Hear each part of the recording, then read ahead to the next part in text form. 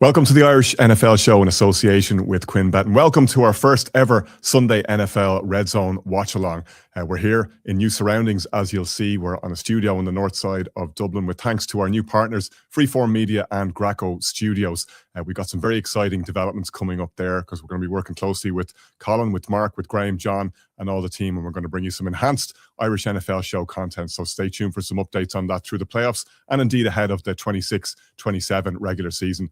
That's a million miles away from tonight, though, because we are at week 18. It has finally come. We're only 7 days now away from the first playoff game on wildcard weekend, and all those final decisions are being made. We're here with you from 6 o'clock to 9 o'clock throughout the first window of games, and we'll be watching Red Zone along with you. We hope wherever you are this cold January evening that you're warm and that you've got a warm glass or a warm mug of something in front of you to keep the chill away. Do not worry if you don't, because we'll keep you warm. We'll bring the heat here alongside the NFL action, because we got Shane Brennan, Brian O'Leary alongside me, Conor Rowe. We've got a lot to get through over the next 3 hours, but we got some time to breathe before the action kicks off in the 6 o'clock window. And a lot went down last night, lads, between the Seahawks and the Niners, first of all, and we'll get to the Panthers and Bucks in a second. But Shane, that Seahawks-Niners game, playoff intensity, and as you so often see in games of that nature, you know, we saw the 49ers involved in a shootout with the Bears last week, 42-38. Nothing of that sort in this grim, determined NFC West clash where the Seahawks emerged and they shut down that 49ers offense we saw so explosive just 7 days ago, and really stamped very, very clearly for everybody to see, as they're the NFC number one seed, what they can bring on both sides of the ball. I think what's really key about this game is the fact that in every time since the Seahawks have joined the NFC, when they've finished as the number one seed, they've gone to the Super Bowl. I think this is going to have huge consequences from that point of view. What's surprising from the 49ers point of view is the fact that we were previewing the game 2 weeks ago between the Niners and the Bears, and I said, look, usually when the Niners come up against a team that plays against a good running offense, their defense doesn't hold up. That kind of happened against the Bears, but it got overshadowed by the fact that it was just a really good Sunday Night Football shootout. Last night, we saw Zach Charbonnet get a lot of room to run, particularly in the first half. Even when the Niners offense was struggling to get first downs, the quality of tackling and just how much space that the Seahawks running offense managed to get, I think, shown a real difference. And you were talking about in the previous show that, look, we could talk about the Niners as being maybe this sort of miracle team that can bring themselves up to a level to try and make themselves real playoff contenders. But against that Seahawks defense, and Sam Darnold as well, who, let's not forget, is now only the second quarterback in history to go to win 14 games in back-to-back seasons. Although the last guy did it in 16-game seasons, to be fair to you. But I think the big thing is like this Seahawks defense and the Seahawks in total are for real. The fact that they now have a week to prepare. Sam Darnold's big game problem doesn't seem to be as overhanging as it was last year when he was in Minnesota, and that defense is going to be very, very difficult to try and topple when teams have to go to Seattle from the divisional round. Brian, you got to give the 49ers huge credit, as we have done throughout the season, for dealing with the injuries that they've had, and even more injuries last night. D. Winters goes down, George Kittle, already carrying an injury, gets banged up as well. But you looked at that scoreline at 13-3, and that gives you a completely false perspective on what went down over 60 minutes. The Niners were handled, and you just have to look at some of the stats there. 23 first downs for Seattle versus 9 for San Francisco. Seahawks more than doubled up the Niners in net yards, 361 to 173. Niners only had 53 rushing yards, and 21 of those came on Brock Purdy scrambles. They couldn't get Christian McCaffrey going in the run game at all. He was held to less than 3 yards a carry. They battled manfully to even stay in this game, but there was only one team in this. No, it's probably one of the most dominant performances in which we've seen over the course of the season, bearing in mind the significance of what the game entailed in terms of the fourth seed, winning of the NFC West, and for the Seahawks to go in there a week after in which we saw a 49ers team put up over 40 points against the Bears team. We spoke during the week, and I think you got it really nailed on, Conor, in terms of the preview show over the course of the last few days. You said this defense has been shred time and time again over the course of the season, and they've gone on such a great run. It's been slightly overshadowed, but last night we saw, as Shane alluded to, how effective the run game was with the Seahawks, and for the offense, they were struggling last night. It just felt like it was a game too far from them. It looked like the injuries have finally caught up. We saw players just weren't at the level in which you've seen over the season. I don't know if it was a case of so many big games of late for the 49ers to get themselves in that position, and it just couldn't seem to caught up with them. But look, it's not all lost on the 49ers. They're still a fantastic team. Right, they're going to go on the road, but maybe sometimes, in a strange way, going on the road in the playoffs kind of galvanises the team. It'll be interesting to see if we see a rematch in the championship game, which the 49ers go in there. Bearing in mind they played week 1 Could it be the last NFC game this season? The 49ers going into Seattle again and playing and potentially even going and knocking off the Seahawks. The one thing I'd like to just jump on Sam Darnold. That Sam Darnold game, which he threw all the interceptions earlier in the season in SoFi against the Rams, and they nearly came out the right side of it with a Myers field goal late on that was missed. Was that the game? Was that the one that Sam Darnold game that we saw week 17, week 18 last season, where he had that really poor game and struggled into the playoffs? It's like as if things have rolled reverse in a year. 2 back-to-back seasons, last game of the NFC, he gets the 1 seed this year. Maybe this is the story that hasn't been written yet, that the Seahawks and Sam Darnold will go to the Super Bowl. Don't want to be throwing too much shade at the Niners here, Shane, because this was really all about what the Seahawks can do rather than what the Niners, very banged up on both sides of the ball, can't do. You looked at the running game. You looked at the way they were able to get yards after contact. I think particularly a backbreaker in the third quarter when the Niners almost had that fumble when Darnold takes the handoff. He slips, trips over the center's foot. Ball goes on the floor. Niners D lineman, whose name escapes me, number 94, has it. He falls on the ball. It bounces off his chest and just about gets recovered by Seattle. They're 3rd and 17 at that point, and you have a 19-yard run from Walker. Like, they run the ball on 3rd down, presumably just to set up the punt, but he's breaking through tackles. Yards after contact again and again for Seattle. The irony here, because that's what made the Niners great. Yards after contact, yards after the catch. They were the yak monsters, but they got monstered last night. And this is a big thing. I mean, we always talk about in this league what's the importance of how much can a quarterback go and really take control of this game. And I think that was the question marks we had over Sam Darnold over the course of the year. The Seahawks are showing the value of having multiple playmakers across the whole team. The run game last night has been key in a lot of major games, not only when they beat the Rams 2 weeks ago on Thursday Night Football, has come up in key moments like that. But having Jackson Smith-Njigba, who even though there was a couple of plays last night where simply he had 4 guys around him, and Sam Darnold still managed to pick him off. And like you said, managed to get those yards after catch to keep it going. But the run game, and this is probably one of the biggest differences we have between Sam Darnold's Vikings team and what he has now working in Seattle, is the fact that the run game is more dynamic. There's 2 different guys he can go to. They manage to get these clutch plays. There's confidence in the level of ball striking they're doing. The offensive line, I think, is working in a better level of sync. And the Seahawks, not that they're looking like the most complete team, because we've said that so much about the Rams this season and they end up falling back. But I mean, it is looking very, very tricky to try and find a way where you're going to beat them, because their defense is so good at hiding the type of covers they're playing, at getting the upfront defense that they need, at stopping the run, at bringing the intensity at the key moments. I think, again, the question mark is still going to be very much on just keeping cool heads at key moments going into the playoffs, when whoever it is that they have to play against in the division round is going to be important in that. But I mean, having guys like Walker and Charbonnet, if they're in form, if they're not letting the ball slip, if they keep calm and they're confident in themselves, that's a very, very dangerous thing for them to bring forward. Brian, I'm thinking of the NFC North from a year ago, which sent 3 teams to the playoff. Not one of them managed to win a single game. The NFC West now is sending 3 teams to the playoffs, including the number 1 overall seed. But I somehow don't think that these teams are going to get picked off too easily in the playoffs. Niners are a 12-run team, and they can bring it. Like, they came up against a better team last night, let's be honest. But there's plenty of teams elsewhere in the playoffs that they'll fancy their chances against, to your point. They won't mind going on the road. They particularly won't mind if it ends up being them that has to go to the NFC champions to be determined tonight, whether that's the Bucs or the Panthers. I don't think the Niners are going to fear any of those teams.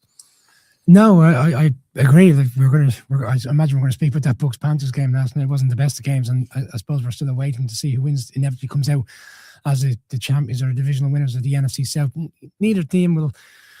If it's the Rams or the 49ers, we haven't even spoke with the Rams. Like, for large parts of the season, we were all kind of working on the assumption it was going to be the Rams that would be the 1 seed, and they, based on what we saw last year, how they ran the Eagles so close, to the conversation coming back into the season was this Rams team are really ready to kind of push on and make their way to the Super Bowl. That isn't against the Rams a possibility. They're going to play tonight, obviously, with a keen eye to winning this game against the Cardinals in the later window at 9 o'clock, with a view to kind of solidifying their position in the seedings. But would it come as a surprise if one of these 3 are in the Super Bowl? I think at this stage we might even find ourselves getting an NFC West, NFC Championship game.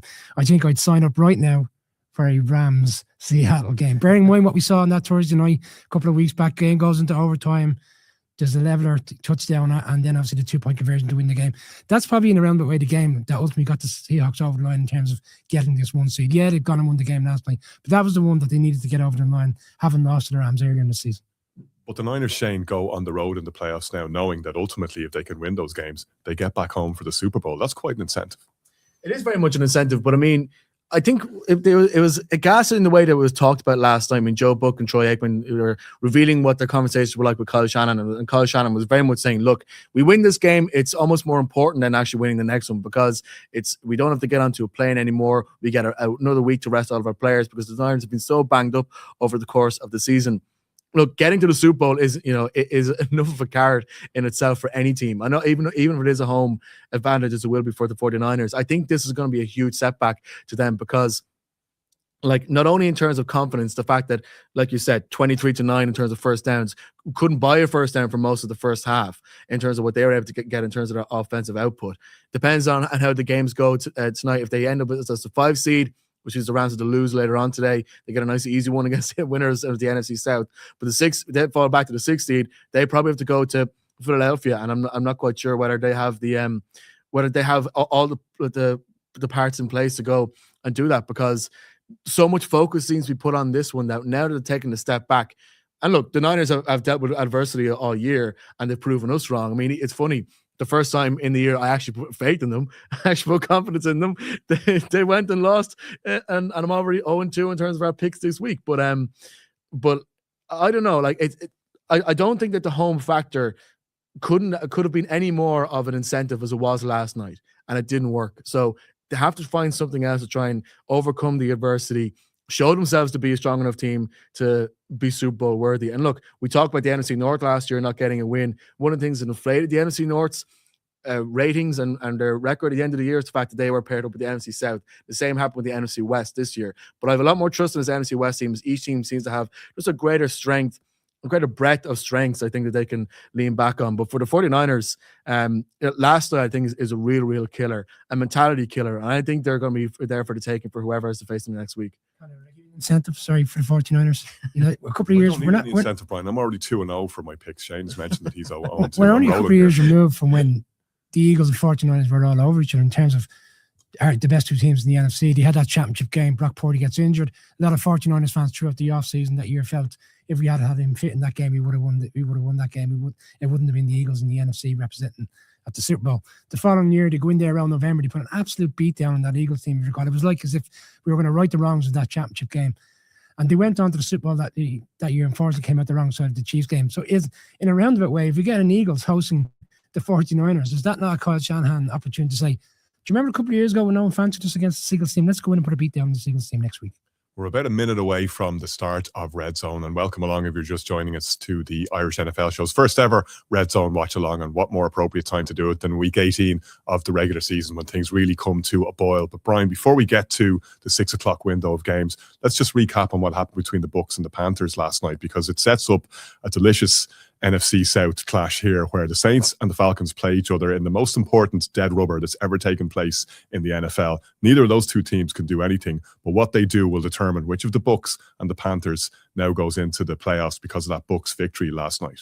Yeah, it's amazing that game all of a sudden that was, as you said, not really of any relevance, with the exception of maybe seeding or trying to finish the season strong. Let's bear in mind the Falcons have won quite a few games of late. They've been galvanised in a sense by Kirk Cousins coming back in as quarterback, and you've had the Saints and the Charlie Smith conversations and the story on it. Like their form is also turned in a way at the same time in which he's come in as kicker. But I think they found something in Chuck, the quarterback. People are suggesting that the Saints are tanking earlier in the season, that they're going to look to the draft. But I think what we've seen over the course of the last few weeks, he's played really well. And all of a sudden, this game, where we thought only 2 of the 6 games at 6 o'clock were important, now all of a sudden there's a third game.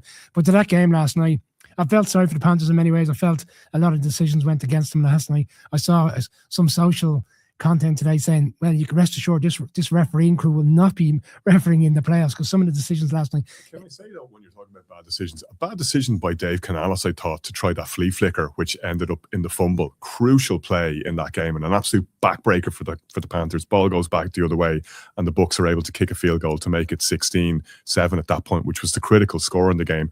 Why you're trying to be cute and tricky in a day when the rain was horsing it down in Tampa, unseasonably so, I don't know why they called that play. In particular, the fact that it was just outside the red zone. Like, where do you see a flea flicker in the red zone? It's normally your own half. You're trying to get the big bomb down the field, similar to the play in which they got towards the end when they found the rookie wide receiver. It just didn't make any sense. And I'd say they were starting to run the ball effectively. They hadn't ran the ball in the first half of the nature. It was spoke about in the commentary by the ESPN crew. They seem to be getting into a real position to score. It was a bizarre, and even the fact that doubt all. He should have recognized he's going down, he's slipping, and just live for another play. It was a game turner. It was unfortunate, and yet they come back only lose 16-14. So many missed opportunities for the Panthers over the last few weeks, though.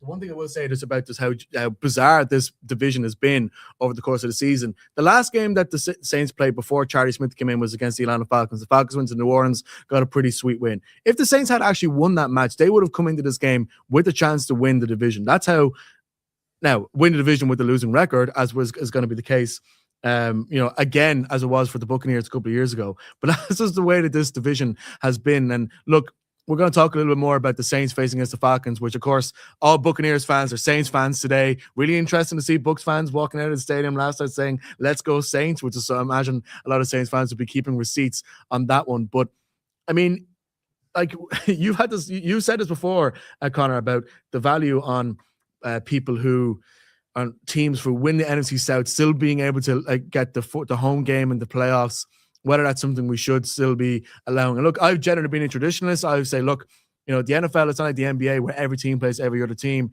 Winning your division is winning your division, no matter how it's going to be. Despite the fact this NFC South finale is the most bizarre division finale we've probably ever seen. The idea that two teams who are playing could define the fate of the two other teams in the division. But I'm starting to come around to your point of view that, especially when a team wins the division with a losing record, do you deserve to get the home field playoff then? I don't know. I'm starting to. I know the red zone is coming on, and I'm sure we'll have plenty of action to talk about here. But in terms of the validity of that, I don't know. I'm starting to come around to your point of view that maybe I don't know whether I will say if you're a 12-win 49ers or a 12-win Rams team going on the road, then go and beat that team and prove the point. However, I do think it's slightly unfair that you have to do that in the first place. Like, why should you have to travel to play a team with a losing record? I know, like, the Eagles went in a couple of years ago and beat the Bucs, and when we were having this conversation similarly, and then the Bucs kind of shut us all up and had a really end up getting the victory over the Eagles in the playoffs. But I don't know. I don't know whether there is a solution where, look, if you're an 8-9 team, you lose your home field advantage as opposed to being at least a 9-8 team who managed to top the playoffs. Because that's the situation we're looking at with the Bucs today if they get the result that they want. We're looking at the situation here where Red Zone is already underway, and we're a couple of minutes away from kickoff in the first of those 6 games. We're obviously keeping an eye and an ear on those games, and here indeed comes the opening kickoff at M&T Bank Stadium, where the Packers are kicking off to the Minnesota Vikings. That's one of 6 games, as we say, taking place, Brian, in this early window between 6 and 9 o'clock. We got Saints at Falcons that we've just been talking about. And interesting aside in that game, Baker Mayfield had called out the Saints earlier this season as a dirty team, said he didn't like the team, said he doesn't want to be in a position where he's rooting for the team. And he was asked a question after the game about whether he'll be rooting for them. And he winked and said, well, maybe it's a tie. I did a bit of the research today. The Saints and the Falcons have played each other 112 times. Not once in those 112 games has there been a tie. They're tied at 56 and 56 each. So what a result that would be if we got the first tie for the first ever Red Zone watch along here on the Irish NFL show. The other 5 games, incidentally, Colts at Texans, Titans at Jags, Packers at Vikings, as we've just seen the kickoff there, Cowboys at Giants, and Browns at Bengals.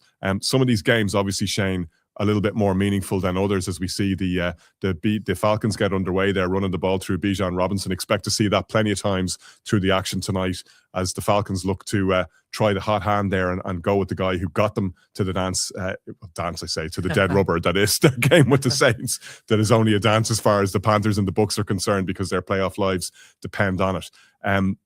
Some of these games more meaningful than others, as we're saying. Titans-Jags here, much more meaningful for the Jags, clearly, than it is for the Titans, as they look to go not only to win the division, but to continue on that winning streak that has seen them really mark their card as one of the best teams in the NFL right now. The funny thing with the Jacksonville Jaguars is the fact that they could end today as the number 1 seed or as the number 7 seed, depending on how things go across the division. And look, they still have the Houston Texans breathing down their back. They need to make sure to get business done against Tennessee. I believe Kieran Boyle is in Jacksonville watching that one. But I don't know, like you're trying to look and see, there's 3 types of games that always bring up weirdness. I mean, Monday Night Football, sometimes you get some unusual things. Thursday Night Football, I think, are always crazy. But these divisional matchups, especially at the end of the season when people are playing for personal incentives and all that kind of thing, do the Tennessee Titans pose a threat in any way for this Jacksonville dominance that we have seen since they played in Dublin? Are they 7-1 since they not in Dublin, in London, excuse me? Are they 7-1 since they dropped an absolute egg in Wembley Stadium? And they've been a much transformed side. But there's one game that I'm looking for a bit of an upset here. And look, Houston. It's funny. We're looking back at the other AFC South game between the Houston Texans and Indianapolis Colts. Riley Leonard making his first NFL start. He hasn't started a game since he played in the college football national championship game last year. So it'll be interesting to see how he will get on under center for Indy. But it's funny. I mean, if you had told me even 7 weeks ago that game between the Colts and the Texans would mean something for one of those teams, and it isn't the Colts, I wouldn't have believed you. But you can imagine that the Texans not only would need a win here to try and keep the pressure on, but make sure that their offense stays in good rhythm for the playoffs. Just looking at that completion to Justin Jefferson there for the Vikings, Brian. Jefferson on track for 1,000 yards this season. I think he just about made it there. If he's not too far short. That would make him only the second receiver in history to start with 5,000-yard seasons in a row to start his career. The only other one, Randy Moss, Hall of Famer Randy Moss. So JJ in good company there. Randy Moss had lost the Super Bowl to the Giants. You never need a cue to throw that one in there. Do you know what? Actually, I'm hoping now the Giants, not as a way to spite you, but I'm hoping the Giants win today. The one game they're dying to lose, like he had last week. Connor, great catch by Dalton Schultz there, by the way. To see that one-handed, unbelievable. The Trey McBride style. Connor, quick one for you. Week 18, teams in the playoffs, rest or don't rest. We saw a couple of years ago the Chargers didn't rest and they lost players. The next weekend when it really mattered, and inevitably they lost that game. You see a Packers team playing against the Vikings tonight, essentially shut nearly everybody down. The Packers team that have been, I wouldn't say struggling, but they're not playing at the level in which you saw earlier in the season. And you wonder, do you need this kind of game to get a little bit more momentum going into a playoff game where they're going to be on the road next weekend? To your point, and we'll see what happens in the playoffs, and there's obviously a huge amount of narrative fallacy about this. If a team wins, then whatever they did was right the previous week, right? But you see Sean McVay for the Rams deciding we're playing our guys because we can't go into the playoffs off the back of 2 straight defeats the way we have done. We need our starters to get tuned up and to be playing football the right way.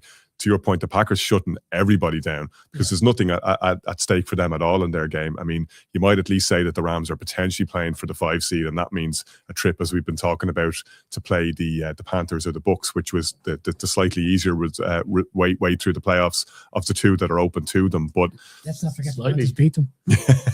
but so many players, Shane, that we've seen, like Dan Campbell had to hold his hand up a couple of seasons ago when he played Sam Laporta in a meaningless game, and he got injured. Yeah, it's an interesting one. Obviously, I mean, like for the Packers to try and keep playing some of their backups, I mean, like it's not as if Jordan Love, for instance, isn't immune to being injured in the playoff game, and they might need to rely on Malik Willis, who's been one of the better backup quarterbacks over the league. So I'm not sort of knocking that. I think for the Packers, what's unusual though is the fact that it's not like they're in a situation where they've already what a stiff arm by JJ McCarthy. My God. He doesn't mind getting injured. He lowered the boom there on Keyshawn Nixon. That's taunting back. I love it. What, me? Yeah. You're the only one in the area. The most memed quarterback in the league, just with an absolute stiff arm. That was incredible. But just on this Packers game, as we're talking about it, I mean, I've just listened to some of the sort of Packers talk in the lead up to it. I mean, it's not as if we're talking about like a Broncos team or something, or somebody who's locked down a division and only really has seeding to think about. I know nothing the Packers could do today changed the fact that they're going to be the 7th seed when we kick off to the wildcard round next week. But sometimes I just think there is a benefit in keeping your players trying to stay fresh, stay focused, and not break any rhythm that you've built up, because like the Packers are the most inconsistent team, one of the most inconsistent teams in the National Football League.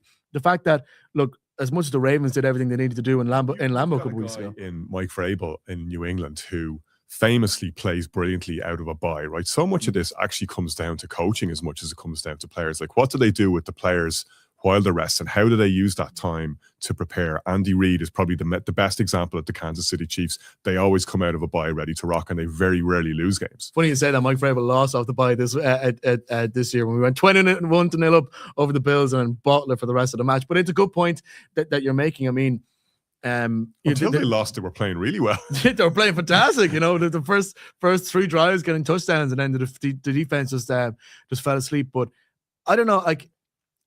The thing with the Packers is what gives them greater consistency on the field. because you saw how well they started at the start of the year.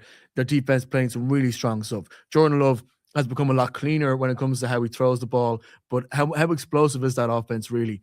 Can you really afford to just let your guys sit and watch a game and just trust that what you're doing in practice is good enough? I mean, look, they're going to Minnesota. That Brian Flores defense, and look, I think they reckon this might be the last game at that defense will be playing for Brian Flores that he may get a job elsewhere, either as a higher paid defensive coordinator somewhere else, as Mike Florio was suggesting, or as a head coach. And that defense might be playing for him. And look, one of Mike Flores' defenses, Brian Flores' defense is playing at a high level. You know, they play with a sort of level of aggression, which means that your players are prone to injury. But I don't know. I think there is a value for match sharpness, and I just wonder whether that will count against the Packers next week. Titans driving there, Brian, looking to put some egg on the faces of the Jacksonville Jaguars. That could be interesting, and because you get all sorts of funky results in Week 18. We've seen it season in, season out, where particularly in those divisional games, like the Titans are absolutely set up to wipe the eye of the Jaguars. Wouldn't they just love to do that? No more than the Browns would love to do to the Bengals. There, like those are tasty little tests. Yeah. Similar circumstances a couple of years ago, if you recall, Connor. Carson Wentz and the Colts went in, looked like it was a foregone conclusion. They would be a very poor Jags team at the time, lost that game. Here we are, the Titans driving in the red zone. Here's Cam Ward. He's on. Here's Cam Ward now. He's got it. Yeah, there we go. Tennessee. Touchdown. I'm sure the news will be hitting the Cam airwaves in Houston very quickly. Texans haven't taken the lead on a field goal there. We'll get wind that the Jags are losing. Like, it's so important. You're in a situation, okay, they're both going to play next weekend, but who needs the home game more? One of those, I don't know, as the most successful punter of the lot of us, what do you do if you're betting on these games? Because it can all be going swimmingly. And then if the Titans take a significant lead against the Jags, the Texans are going to start resting players because they know what they need to do. Yeah, absolutely. Yeah. This is the thing. We've seen this in nature Week 18 where, and I think even me and Shane were talking about the fact that the Bills last week gone for that 2-point conversion because they genuinely didn't believe that the Patriots would lose to the Dolphins. Oh, what a terrible interception that is. You put yourself in a situation where you risk injuries. There we go. How do you throw a pick behind the line of scrimmage? Take a bow, Kirk Cousins. That is not easy to do. What is that? He threw it to the big lad as well. If the Falcons come out the right side of this game, Connor, okay, early days, it's 0-0. They just turned it over in the red zone, but like they're going to finish the season on the exact same record as the Panthers and the Bucks. They're usually frustrating. I know Falcons fans are continuously saying this is our year. We've got the best team in the division, and yet you just find ways to lose games during the season that you'd never expect. But Shane, they do arguably, I think almost inarguably, have the best team in that division on both sides of the ball. I mean, you look at what their rookie class has done as well. They got the 2 pass rushers and the safety that they brought in, Watts, all playing out of their skin this year. They have the best dual purpose weapon in the NFL in Bijan Robinson, who's been outrageous in his rookie season. Drake London and Kyle Pitts aren't exactly chumps either. And all we see from them is like these wild oscillations from week to week where they can beat the Rams one week and they could lose to anyone the next week. There's a crazy stat going around that the Falcons are 5-1 in prime time and 3-6 in the play during the day. What's bizarre about it is the fact that it's not as if all of their team has managed to find ways to collapse. Their defense is the 5th best passing defense and 9th best defense overall in the National Football League. That's a team that at the very least should be winning the NFC South of all things. But I think the frustrating part for them is, and look, I think coaching is going to become a big talking point for Atlanta as to whether Raheem Morris will still be there, whether there'll be changes. Oh, big one for Indianapolis, touchdown Indy. That's Alec Pierce. I mean, he has got to be one of the most underrated receivers in the league. That was a big. I love how Philip Rivers is on the sideline there, as if he's coaching Ryan Leonard, as I suppose he kind of is. That was a big deep pass to the left hand side coming from Ryan Leonard's first career. That's the only uncontested catch I think I've seen Alec Pierce make all season. He's normally getting banged up. He's wide open there. I don't know what the Texans, the best defense in the league, are doing on that play. What's interesting here is the fact that the Texans looked like they were trying to blitz, and then there was two guys supposed to pick him up, and both of them were caught ball watching, to use a Johnny Jaws phrase. Not what we expected early on. 2 AFC South leading teams, both losing. Yeah, and touchdown for Cincinnati there as well. Bengals went in. Brown, the running back. Yeah. Well, they made use of a very sloppy turnover from Cleveland there. Another frustrating season for the Bengals. Do so well. Offense looks great, Connor. Struggles during the season with injuries. Hendrickson thing wasn't handled at the start of the season. They end up probably finishing, if they win this, 7-10. which isn't a bad result in a season where you've lost your quarterback for half the season, but it's not what they were expecting and not what we expected to see from them. They're such a frustrating team, Shane. Sorry, I'll come back to that Cincinnati point in a second. I'm just looking here, like we're talking about the importance of AFC South was the biggest thing that's on offer, or that's up there for today. Cam Ward looks like he went to the blue medical tent and now he's walking out for Tennessee. I mean, the fight that he has shown and the improvement I think he's shown for the second half of the season is what made this game a bit more unpredictable, I think. But the idea that Cam Ward won't be playing quarterback for the rest of the game for Tennessee, I think really dents hopes for Houston as well as for Tennessee. He got hurt going in for that score, which is another point in these Week 18 games, Brian. You've got one team who doesn't have anything to play for or is maybe kind of keeping one eye on the playoffs. There's another team who's just emptying the tank, as Cam Ward did there, trying everything to get the win. It can make for some mismatches. Yeah, absolutely. You also get players who are playing for teams that are struggling. And what do we call it? Business decisions. Yeah. You won't go in. There's other quarterbacks around the league that wouldn't go in and show themselves in the nature in which he just did, and it's probably going to lead to him not playing for the remainder of the game. But yeah, it's always an unusual weekend. There's 2 weekends in particular, Conor, we speak about. Week 1, an absolute crapshoot. You just never know what's going to happen in some of the games. On week 18, here's the Giants kicking a field goal to take the lead in a game that they do not need to win. The Giants are ahead. Better call Saul. Your fourth kicker this season. The 4 saved the best to last. How does winning this game affect the Giants' playoff or drafts pick? I will bring them. They're currently second. I think we'll bring them down to 5th potentially, depending. There is a scenario today where the Giants could end up picking at 7. 7. So they can play themselves out of the number 1 pick over 2 games down to the 7th pick. That's great work by the Giants. I think if the Jets lose, there's so many permutations.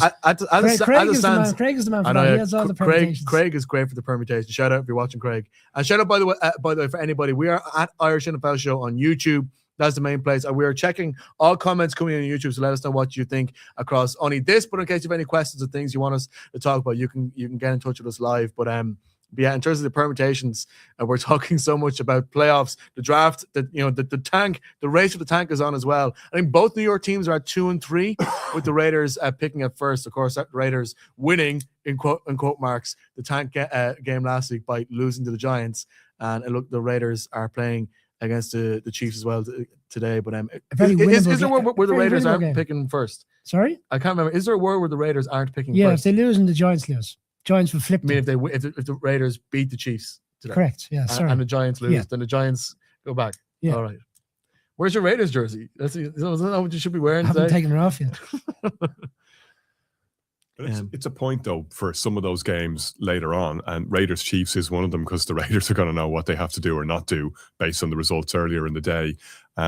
It is a quirk of the NFL season. It's very different to, say, the Euros or the World Cup in soccer, where they play all the final games at the same time, so nobody has an unfair advantage. The NFL isn't a great believer in that. They play the games in the same windows that they're always played in, so some teams end up, if they're in the later window, with the slightly unfair advantage of knowing what they do or don't have to do, which then affects the decisions that coaches and players are going to make. To be fair, I was going to say, when ESPN took that Panthers Buccaneers game last week, I'm assuming they assumed that was going to be a shootout to win the NFC South, and the Falcons ended up winning the Monday Night Football game. So that's kind of changed that. Like, I mean, a lot of the AFC top seeds stuff are going between, the Broncos game and the Patriots game, and the Bills playing. They're also playing in the late window as well. So it's not completely a mishmash. They are trying to bunch a few things up together. But you're right. It's not quite the same level of sort of live drama as we get with the World Cup group stages. I think the difficulty they have is the time zones. Kind of like they have done their utmost today to try to put as many games in the same window as possible to reduce that element of risk that other teams are going to know the score. But unfortunately, you can't do everything, and the playoff ones have to take priority. Like, how many games? When's the last time we saw 8 games in the 9 o'clock window? Bearing in mind we had only 2 last weekend in the 9 o'clock window. There's Jacoby Myers, fella who I slagged off quite a lot when he made the move out to Jacksonville, saying, he's not overrated, he's just rated. He's not going to do anything with this Jacksonville offense. Your famous quote. Yeah, as was a surprise to nobody. What did I say at the time? I said he's underrated, and you said no, he's rated. He's rated exactly the level he should be. Put that in my list of very cold takes. There's a lot of them going on. There's a reason why I'm in the tank bowl for being the worst in the picks this year. I mean, particularly bad, but I mean, it just, I think, and look, we get a chance to talk a little bit later about who we think Angie kind of being coach of the year. But I mean, the job Liam Cohen has done with this Jacksonville offense, which we're seeing on a 3rd and 5 just now. Has been pretty amazing. And I think turning Jacoby Myers into a really, really good weapon is a part of that. If he looked at the pass, Jacoby Myers, I'm just looking at the game capsule here before the game started. So he's now over 800 receiving yards and 800 and change total scrimmage yards in the games he's played for Jacksonville this season. Yeah. And they made 2 good trades. And we talked about another one last night when, or the night before, when Kieran O'Donovan, Brian, was mentioning the Jacksonville Jaguars defense, and particularly the job that they've done in the secondary of the second half of the season. They trail only the Bears in terms of the number of takeaways that they have in the league. They're second in the interception charts.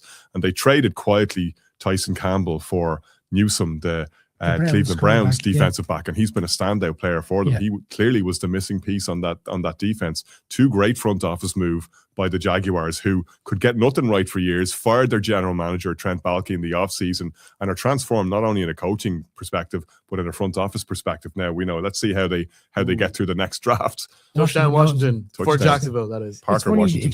You bring up Newsome, Connor, because his last game for the Browns was in fact in London, and me and Kieran were there firsthand to see that game when the Vikings just came out on top. But he did a stellar performance that day against Jefferson, arguably the best wide receiver in the league. And then within a couple of days, he was traded. And it made sense at the time. Said, okay, there's an arguably really strong cornerback he can go after, really solidify your secondary. It's interesting, Jags have hit back so quickly. Nice. There we go. Here come the Texans. That's what you want to see. Is this going to be like toe-to-toe all night? When they score, we score, except 2 different games? It seems a bit like that. What was the thing that Kevin Harlan was commentating on 2 games at the same time in 2019? I think when the Chiefs and Patriots were going for the 1 seed, and Kevin Harlan was doing the Chiefs game, but he ended up like telling the broadcast what was happening in Miami at the same time because they needed the Patriots to lose for the Chiefs to get the 1 seed. And that's what ended up happening. We might end up getting something similar here. I don't know if Kevin Harlan is on that's the Miami call. Miracle play, was it? Yeah. Jeez, which one was the Miami Miracle? The one where they was the hook and ladder, was it? Yeah, the hook and ladder. Yeah. I know. It's funny how Dolphins fans. It's amazing how you forget that. Yeah, well, it's funny how they forget that we end up winning the Super Bowl that year, right? Dolphins fans always talking about the greatest moment against the Patriots, and the Patriots will win the Super Bowl that year. God, people have turned off after I said that. Ineligible man downfield on that touchdown pass. Ouch. Was it a touchdown pass for Houston? For Houston, yeah. Nice play. Outside. Well, yeah. Here we go. Oh, we're back. This is the big one now in the NFC East between Dallas and New York. You know, the great ratings getters in the league. Here we go. Normal service results. Oh, Big Blue getting a big run against the Blue. Jalen Blue for the Cowboys. Are you? Well, the Giants are winning, so maybe this is the last Giants game you will see until September. You should be enjoying this. You should be savoring every moment of football for your beloved team, as a lot of fans are in this similar situation. The reality of any NFL season is when you get to this stage of the season, Connor, as you know, for a couple of years ago, the opportunity to have the first pick and to trade out, like the deal in which the Bears did with the Panthers, you could argue completely reset the organization. The Giants were in that position last week. Both organizations, because the Panthers went with Bryce Young when they could have taken the alternative in CJ Stroud. Yeah, Kieran O'Donovan is in, but great job, lads. Agree. Absolutely no way the NFC champions deserve a home playoff game with losing record. I'm assuming it means NFC South champions and not just whoever wins the NFC. You know, maybe he's putting his bets in that if the Niners win the NFC, they should actually just move the Super Bowl to LA or something. Anything else? Yes, so we have Leisha. Good to see you, Lisa. Snazzy office lads. Glued to Saints Falcons and the loser bowl of the NFC South. We coined the loser bowl already. Let's see who else you know. Owen Farrell, good to see you. Good to hear from you. Craig Rigdon is looking says that we're looking good. I was going to say Craig Rigdon's looking good as if I'd know sitting here. Interesting. I'm sure he's looking good, but it's all blue steel here. Oh yeah. David Hayes, good to see you. At Connor Cross. So I'm not quite is in it as well. At Tommy Boy 17562. Good to see you. Shake and Bake. I said, go on, Mark Braithwaite. I think a shout out to one of the guys who set up this fantastic studio here. Kieran O'Reilly is tuning in as well. Hashtag Fly Eagles Fly. We're certainly hoping for his team to end up as a 2 seed today rather than the 3 seed. It'll be interesting to see how that gets on over the course of the day, and plenty more comments. He never stops about that Eagles team, does he? Well, he had nothing to say though when the Bears beat the Eagles a few weeks ago. I had to text him to make sure he was still there. Yeah, Kieran O'Reilly Tap House shout out. Yeah, plenty to say earlier on the season. Crowing when the Eagles were winning, when they dipped off, he went into a cave for quite a period. He'll be back next week now. We see the Eagles will come out next week, have a barnstorm or win a wild card game, and he'll be all over us again. Craig has messaged in, the Giants can't hurt us anymore after tonight, Brian. I don't know. Like, I think the NFL draft is a good opportunity to feel even more hurt. I love the playoffs. Do you know why I love the playoffs? Because the Giants aren't in it. Because they can't break my heart. More when your team isn't playing, though. I have to say, it's so stressful when your team is playing in playoff games. There's nothing good to be. So, who do you want as a Bears fan? Because this is something that we've talked about before, as to whether there is a benefit in this, the quote unquote in playoff tank. Because the Bears can either be the 2 seed or the 3 seed. Whoever the 2 seed welcomes Green Bay Packers next week, presumably on a primetime matchup. Is that something you want? Because if you fall to the 6th seed, you're playing either the Niners or the Rams. Like, I know that there's an argument, and Chicago Bears fans have talked about this, that you want to bring the NFC West team to Soldier Field. Like, let them come from the cozy confines of California and have to play in a frigid January at Soldier Field. You kind of love that. But if you actually have designs on winning the Super Bowl, and I would hope by this stage that the Bears do, because you can't wait for it to fall into your lap in a couple of years' time. You're there now, you're in the playoffs, you have a chance to go and do something. You absolutely want the 2 seed. Why? Because if you win on wildcard weekend, then you're playing a home divisional round game and you don't have to go on the road until you play in a championship game, potentially, should you win both of those 2 games. So I think it comes down to ambition. Like, there is an argument, and I was saying in the WhatsApp group, this ending to this season is foretold for me, and the Bears are going to end up losing to the Packers, as we always do when we play them in the playoffs, and that'll be the end of that. But I think if you're looking at it in the context of what the possibilities are, it's a great grab by Chase. It's got to be the 2 seed for me, because that gives you the best chance of actually winning out, getting to the Super Bowl, regardless of which team you're playing. It's great to see the Chicago Bears finally back in the winner's mindset now that they're back where they belong in the playoffs. I agree with you. I mean, as much as you know, as a neutral from an NFC point of view, anyway, that a third matchup between the Bears and the Packers, and look, that could end up happening later on in the playoffs anyway, depending on how the Packers is. The Packers generally do quite well when they're on the road on the wildcard week. Although that's usually when they play against Dallas, which is a different. Can I give you my fantasy ending to that game, right? Where fingers crossed the Bears actually do end up with the 2 seed because they beat the Lions today, and they go and play the Packers in the wildcard round, and they beat the Packers. And Ben Johnson walks coolly over to Matt LaFleur to do the handshake at the end of the game and says, "I told you I enjoyed beating you twice a season," and just walks off into the sunset. The one thing I will say, though, if for example, because I'm right. Check me if I'm wrong on this. The Bears currently have the 2 seed. If they win today, they have the 2 seed. But if they lose and the Eagles go up. So if something does happen that the Bears drop down to the 3rd and they have to host the Niners, presumably, because I'm assuming that the Rams are going to beat the Cardinals today. Bad for me to assume, because I've been wrong about most of these things. But the Rams beat the Cardinals today. The Rams are the 5th. The Niners are the 6th. I think there is good momentum, and sort of because that loss in San Francisco was so raw, where the 1 seed was there and it's so fresh in the minds of Chicago, that they will be ravenous against that Niners team in Soldier Field to go and tear them apart. So maybe there is a benefit that if that is how things work out, that the Bears might still be able to push forward on that. The way I saw it, I said to Connor during the week, again, you're talking about playoff tanking. You also look at potential opponents and who suits you better. And we saw on Black Friday how effective the Bears were in terms of going into Philly and essentially shutting that Eagles team down. And I know it doesn't necessarily mean you're going to do it the second time around, as you're alluding to with the Packers. Like, will the Bears beat the Packers again? But I just think that's a better fit. That's why I think that third seed, if you do play a 49ers team at home, you just put a big score against, and you're playing them at home, you beat them, you go into Philadelphia again. Right, it's not the road in which you want to take to get to a championship game. You could also end up having to travel to Seattle if it doesn't fall in your favor. Do you really want to play the Seahawks in the championship game, or the divisional round rather?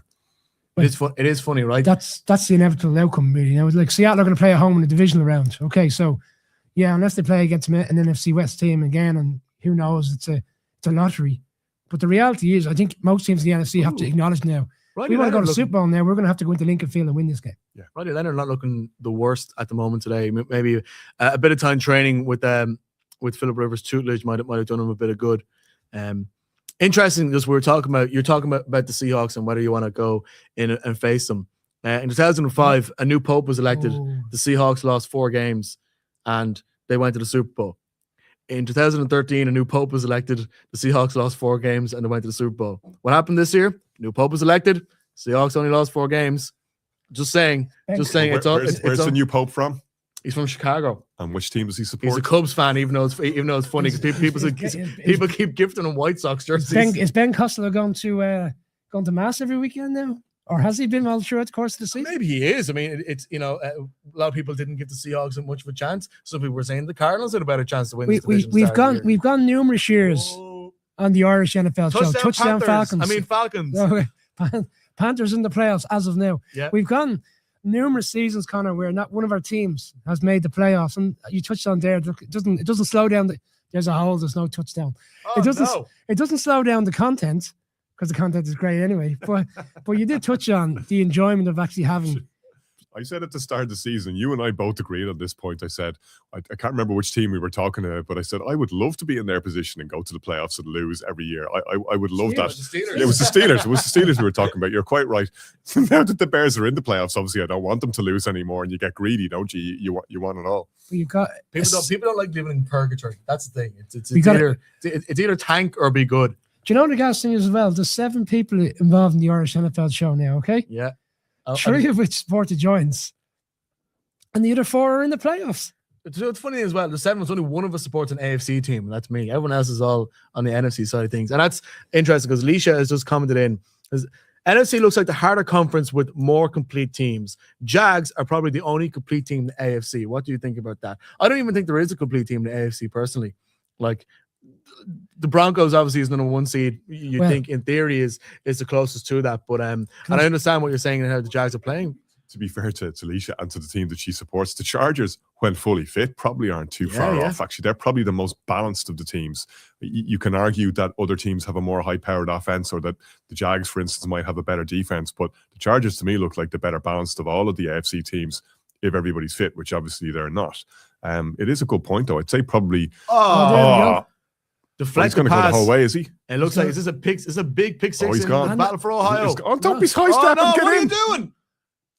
He got some. I thought he was celebrating too early. There's a flag in the play. It's probably. I think that's against the Browns. I think it's a hold. Pick 6, Browns touchdown against the Bengals for now. We're awaiting the flag. It wasn't quite like the Ravens' return against the Bengals. Connor, hand over that loaf of bread.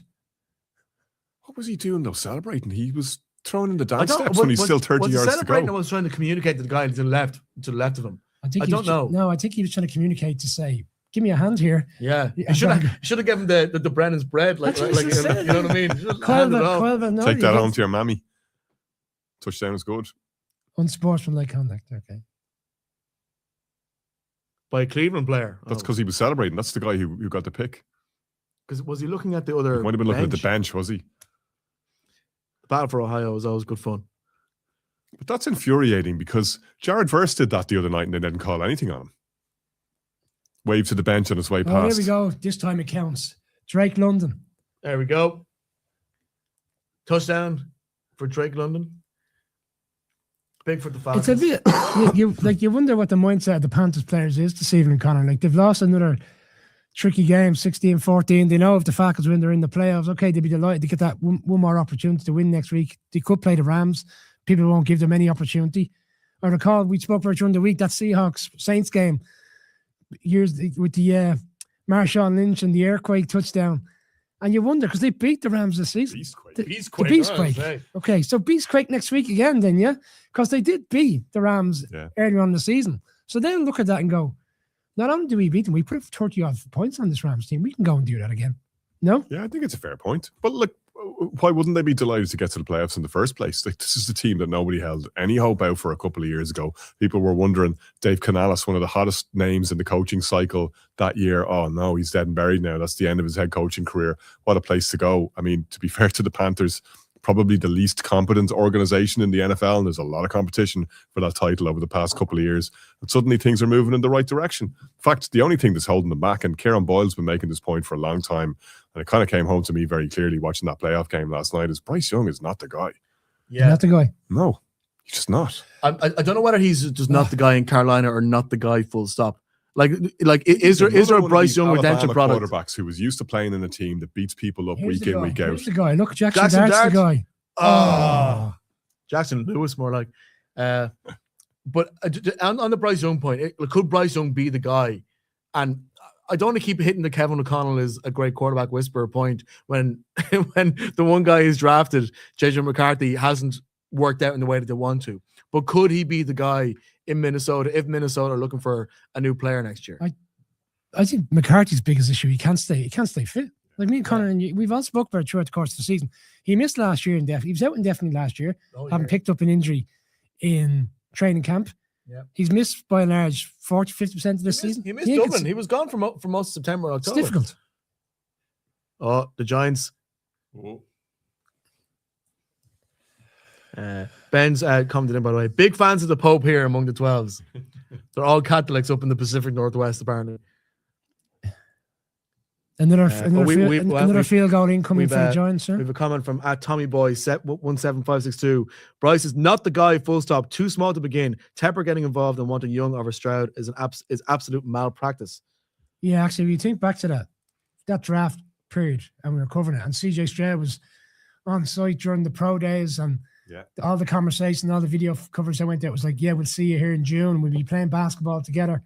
And then all of a sudden, things just completely changed. Remember, let's just run the tape on this again, right? So they pass up Stroud. They could have held on. They had the number 1 pick the next year as well. They could have taken Williams or Daniels. They had the opportunity if they wanted to. And I know, let's not get too clever and have hindsight bias about those drafts. They also had Sam Darnold and Baker Mayfield in the building at various points, and they let them go as well. So they chose Bryce Young over all of those available options. Any one of those would be a better option to be going into the playoffs with right now. Like, I was watching Young last night. There were 2 things to me.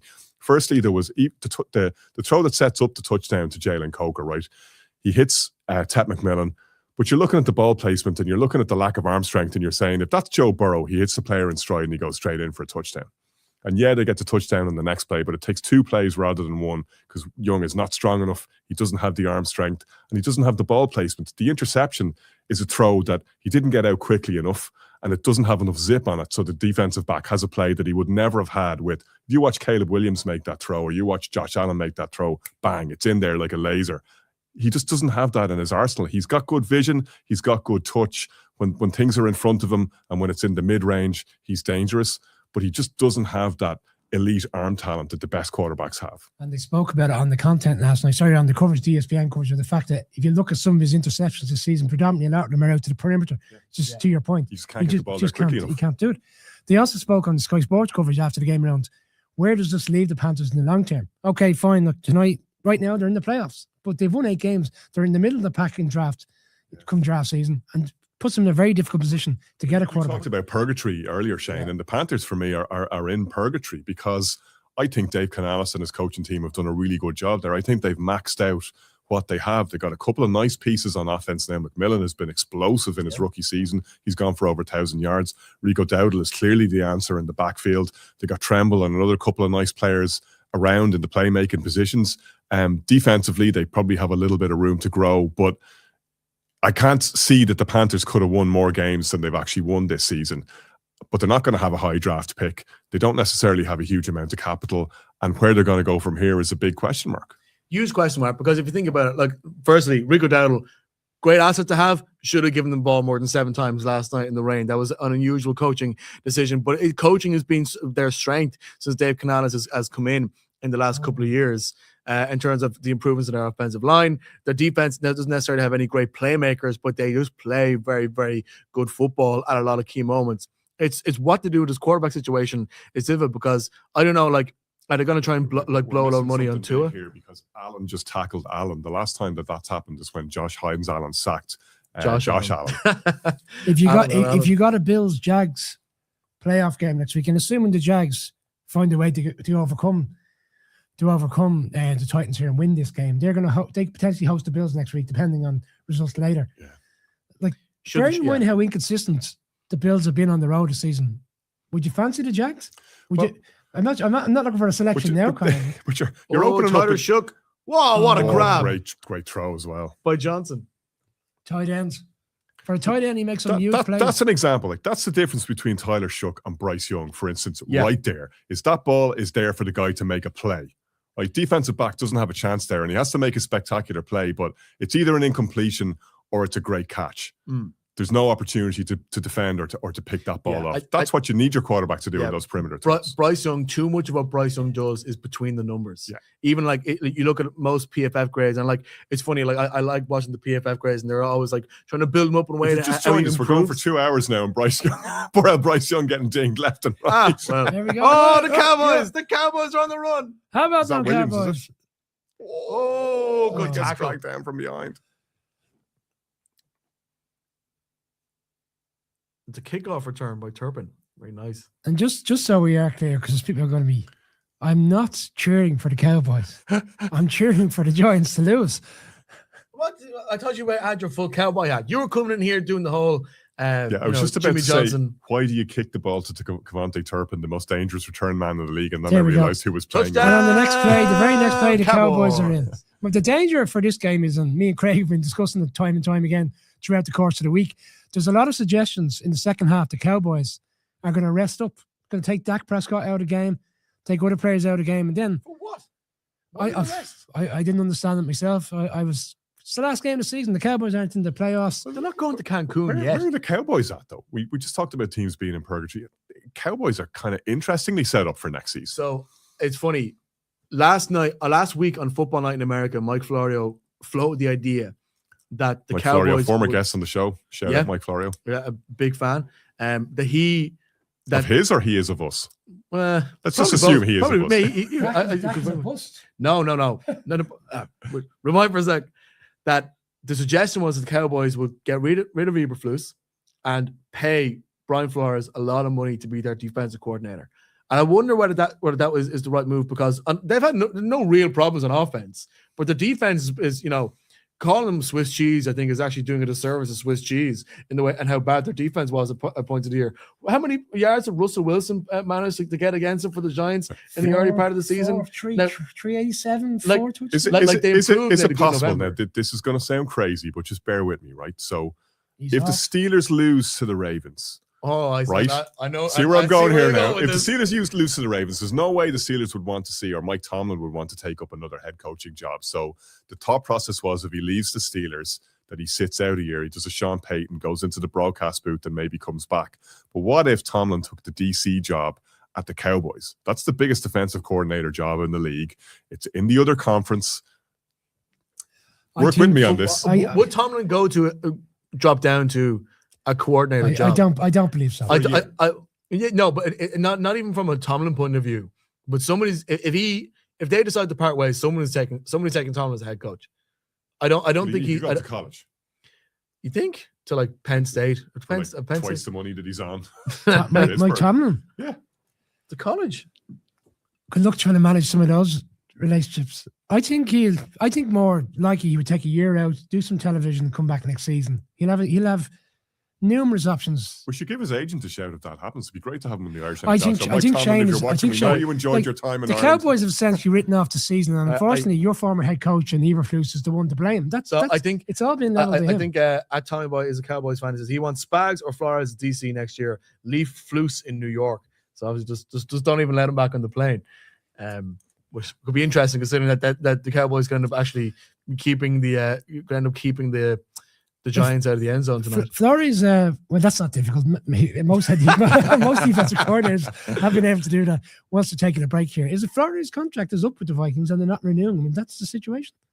I believe so. His contract is up, and Kevin O'Connell was asked about this in the press availability last week, and kind of kicked it to touch a little bit. But the sense was that they expect Flores to take a head coaching job because he's just too valuable not to leave the building.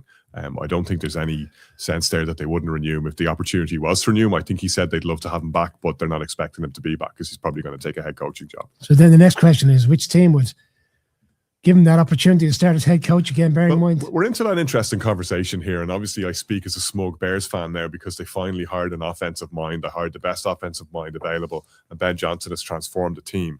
We see this time and time again. If you take a defensive coach, and Mike McDonald is the honourable example here, until next season, because he's going to probably lose his offensive coordinator, and then you got to find another offensive mind to come in. Whereas if you have the Kevin O'Connell, the Sean McVay, the Kyle Shanahan, the Ben Johnson, you don't need to worry about that. It's exactly the scenario in which we discussed with the Giants. Like the Giants, a lot of speculation they're going to go defense oriented this time around because They've had the Brian Dable. You then need to be thinking 2 offensive coordinators down the line. So what's going to happen with Jackson Dart's development if you bring in a defensive coordinator and they get that all resolved and they bring in a fantastic new it's much easier to find a new DC again from the Yeah. Bears example. The Bears pick up Dennis Allen, the former head coach, who's now their defensive coordinator. There's a lot more defensive guys out there than there are the key offensive guys who can actually pick apart another team. Yeah, and you don't know what's going to happen in the second year. Like we've seen quarterbacks regress in the second year. Like CJ Stroud had a fantastic first year. Yeah, okay, he was injured for parts of it and he's having a very good season this year. But last season, a lot of the guys on the team selected the Texans to go to the Super Bowl because they felt CJ Stroud was going to elevate himself in year 2. Didn't transpire that way. He's come back and having a very good season this year, but you don't know. And then all of a sudden you throw in a situation where you lose your offensive coordinator. I'd rather go offensive minded head coach. Sorry, solidifies the No, I completely situation. agree. just looking back at the action here, the Texans are currently 10-6 down against the Indianapolis Colts, but I think they're trying to at least find some way to run themselves back into contention. And it was so interesting. We're talking about Here's trades. Charlie Smith. Watch. Charlie Smith. Charlie Smith Charlie. going from the logo. He's always kicking these from the logos. He's so good at these long hits. Here we go from 56 yards out. Off. Just left, unfortunately. Had the distance. So that He is always has the distance. he always has the distance in fairness to Charlie. But no, that one didn't quite go in. But like, it's just the nature of the way that offense is working. He seems to have always been attempting from back at the logo. Like a few years ago, you just would not see kickers even attempted from that distance. And a fellow who was a teacher and counted down 2 years ago is he did 56 and a 57 yarder last week, so pretty solid going. Back-to-back field goals, 56 and 57. But not to be as much as the Buccaneers fans probably willing to go. Maybe he's actually just doing a sneaky miss because he doesn't want the Bucs making the playoffs. You know what I mean? Maybe he's really doing it for thinking ahead because He's playing chess. I think and it's funny. Who would you prefer to watch next weekend, Connor? Pardon? Would you prefer to watch the Bucs or would you prefer to be watching the Panthers? Bearing in mind it's not going to be relevant to you. I suppose, do you look at it and look at the permutation and say, okay, who's likely to be who and what do you want? And in that situation, who's better for the Bears? Is it the Bucs or is it the Panthers?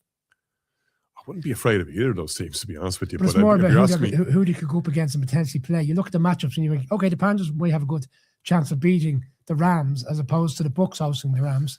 And then you're thinking, right, that could what sort of a turnover was that? Looking back at Browns, you look at a Bengals. scenario, another touchdown, a turnover touchdown for the Browns, and another flag. It came for out us. of his knees down. No, I don't think they that's gave out. it. Did they give it? No, Fant. Turn up to Scott Hansen.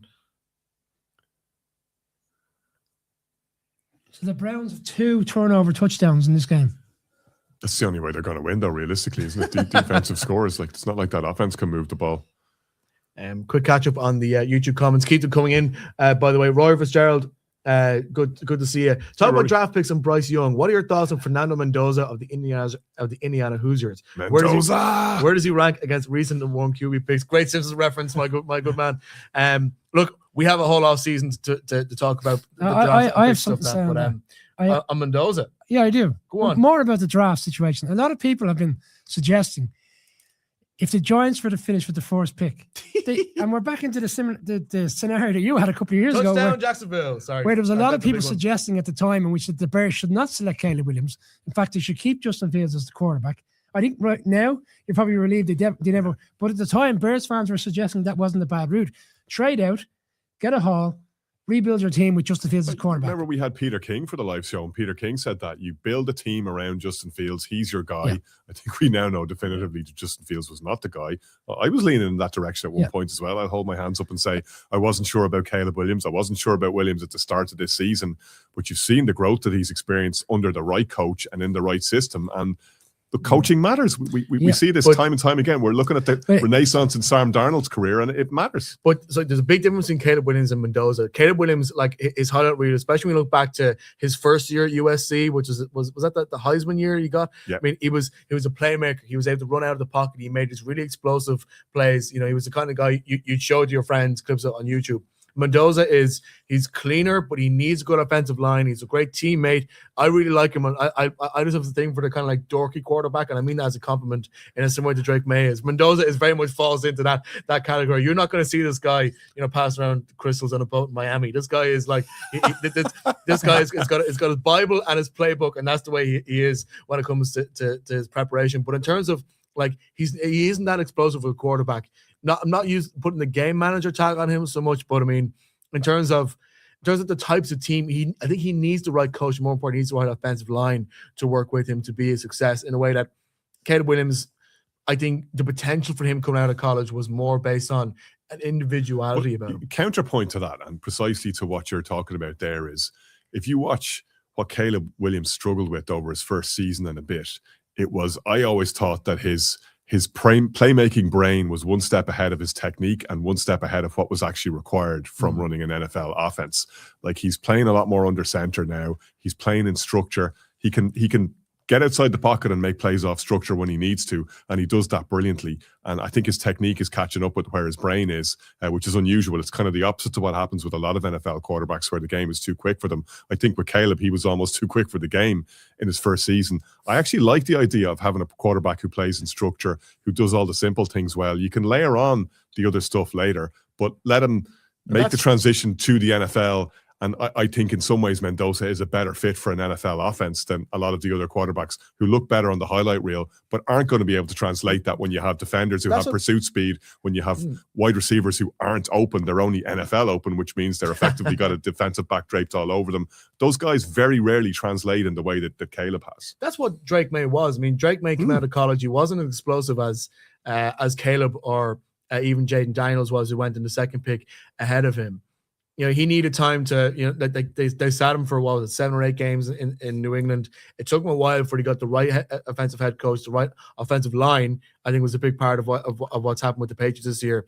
And then just a change. I think Mendoza could fit into that sort of development path. I'll throw another name out there, Mac Jones. Yeah, Mac Jones has done really well for the Niners, as he did well in his first season with the Patriots. All right, touchdown Houston. That's a big one there. Nice little pop from CJ Stroud. From CJ Stroud going to the left hand side of Jaden Higgins. So that's a big one. Even though Jacksonville are up 14-7, that means that Houston are keeping on their tail as well. But it was I think inevitably what we're going to see is these two teams start to pull away in this game. Yeah? Trying to jump back to that conversation with draft capital. That's what the suggestions are with the Giants. People are suggesting, should the Giants evaluate taking Mendoza, trading Jackson Dart, because you're going to get the haul either way. Yeah. But that's only relevant if you finish with the first pick, and unfortunately right now that doesn't seem to be the case. My only wish for Mendoza is that he does not become a New York Jet. I think that's everybody's wish for Mendoza. He's so pure, and he talks about the game so much, and he's really proud. As you said, if you have your Bible beside your playbook, I'd be hitting the Bible hard. Yeah, praying that Jets don't end up with the number 1. Let's send him to the most ruthless media market in the world and give him no organizational backup. Vegas. At least when he brings his Bible book to Vegas.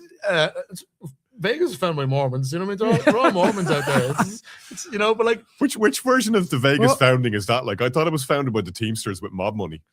Yeah, Mormons. I've been to Vegas. I'm not a historian. I've not been to Vegas. Well, me and Connor were fortunate to go to the Super Bowl in Vegas, Connor. Good time. I'm more of a New Orleans guy.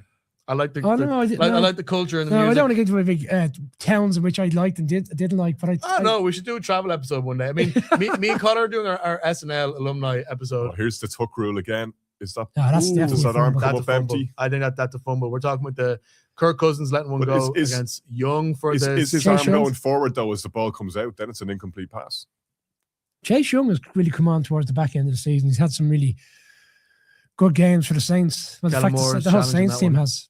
So I think they've ruled an incomplete pass, have they? And I think Kellen Moore is challenging that. Yeah, they said incomplete. It's a fumble.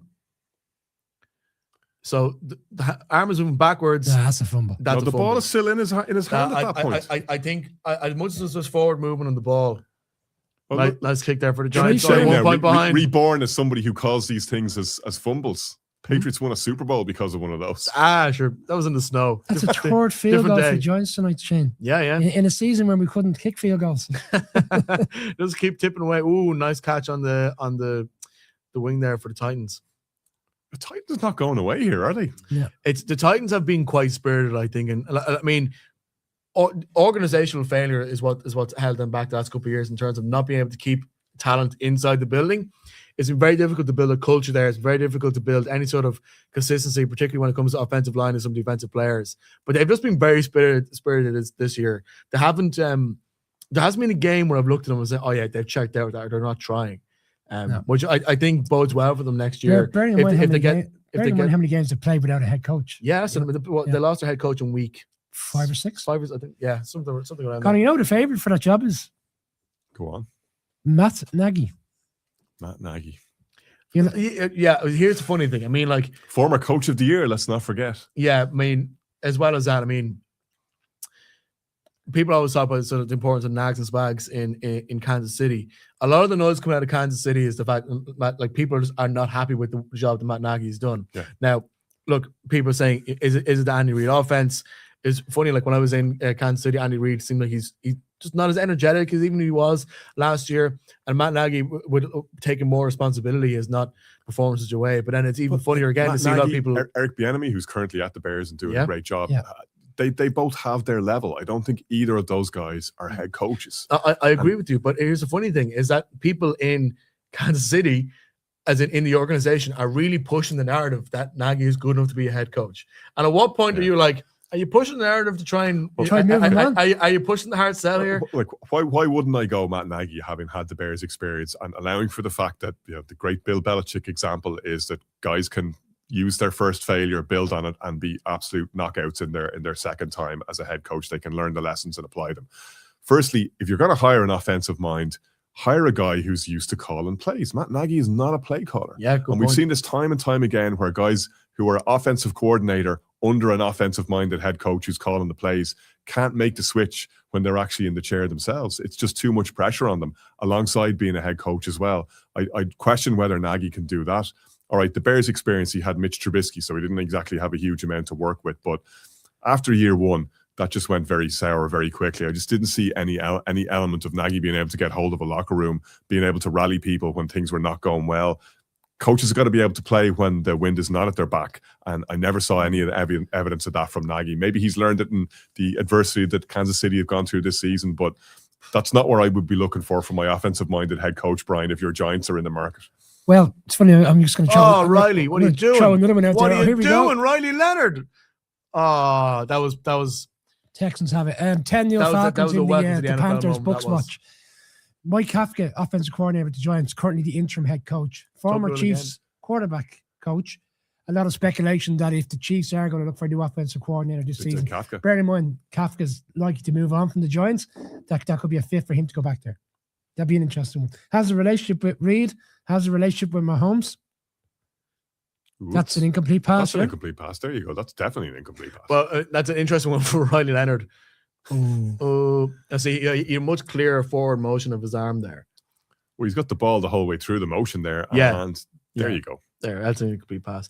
So that's a real welcome to the NFL moment there. That is, though, even if it is the call is overturned. And another defensive coordinator on the list for head coaching candidates, Matt Burke from the Texans, doing a great job with that defense this year. He's What now been about suggested. Spags as the New York Giants head coach? Again. Spags. Yeah. He's Return won a to Super New Bowl. York. He beat the No. Patriots. As defensive coordinator. Yeah. Doesn't mean he should be the head coach. He had an opportunity to be the head coach. He was the interim head coach for a period of time. But Interim. Yeah, but imagine what he could do with the organizational backing of Joe Shane and co. I think the biggest stumbling block for you, I know where you're going with this, Shane. And any Giants fans that are watching this will, I imagine, concur with what I'm about to say. Inevitably, Joe Shane is coming back as the GM of the Giants, but by and large, most Giants fans out there don't agree with that decision. Yeah. You're hoping for some kind of shocking. Well, let's have that conversation, because we talked about that in the WhatsApp group the other day, where that Leonard call, by the way, is stood. The Texans have kept upheld, the ball. So it was called Stroud with the CJ ball. Stroud. Twan, that's how was that one a two-score fumble and the other one isn't? This is one of those NFL rules that just does my head in. Yeah, Anyway. that one was an incomplete pass. It was so much. He had control of that ball until his arm had completed a good 60 degrees of the motion. That was actually a botched play. The running back never took the ball. Yeah. It's good. Riley's not happy with that one.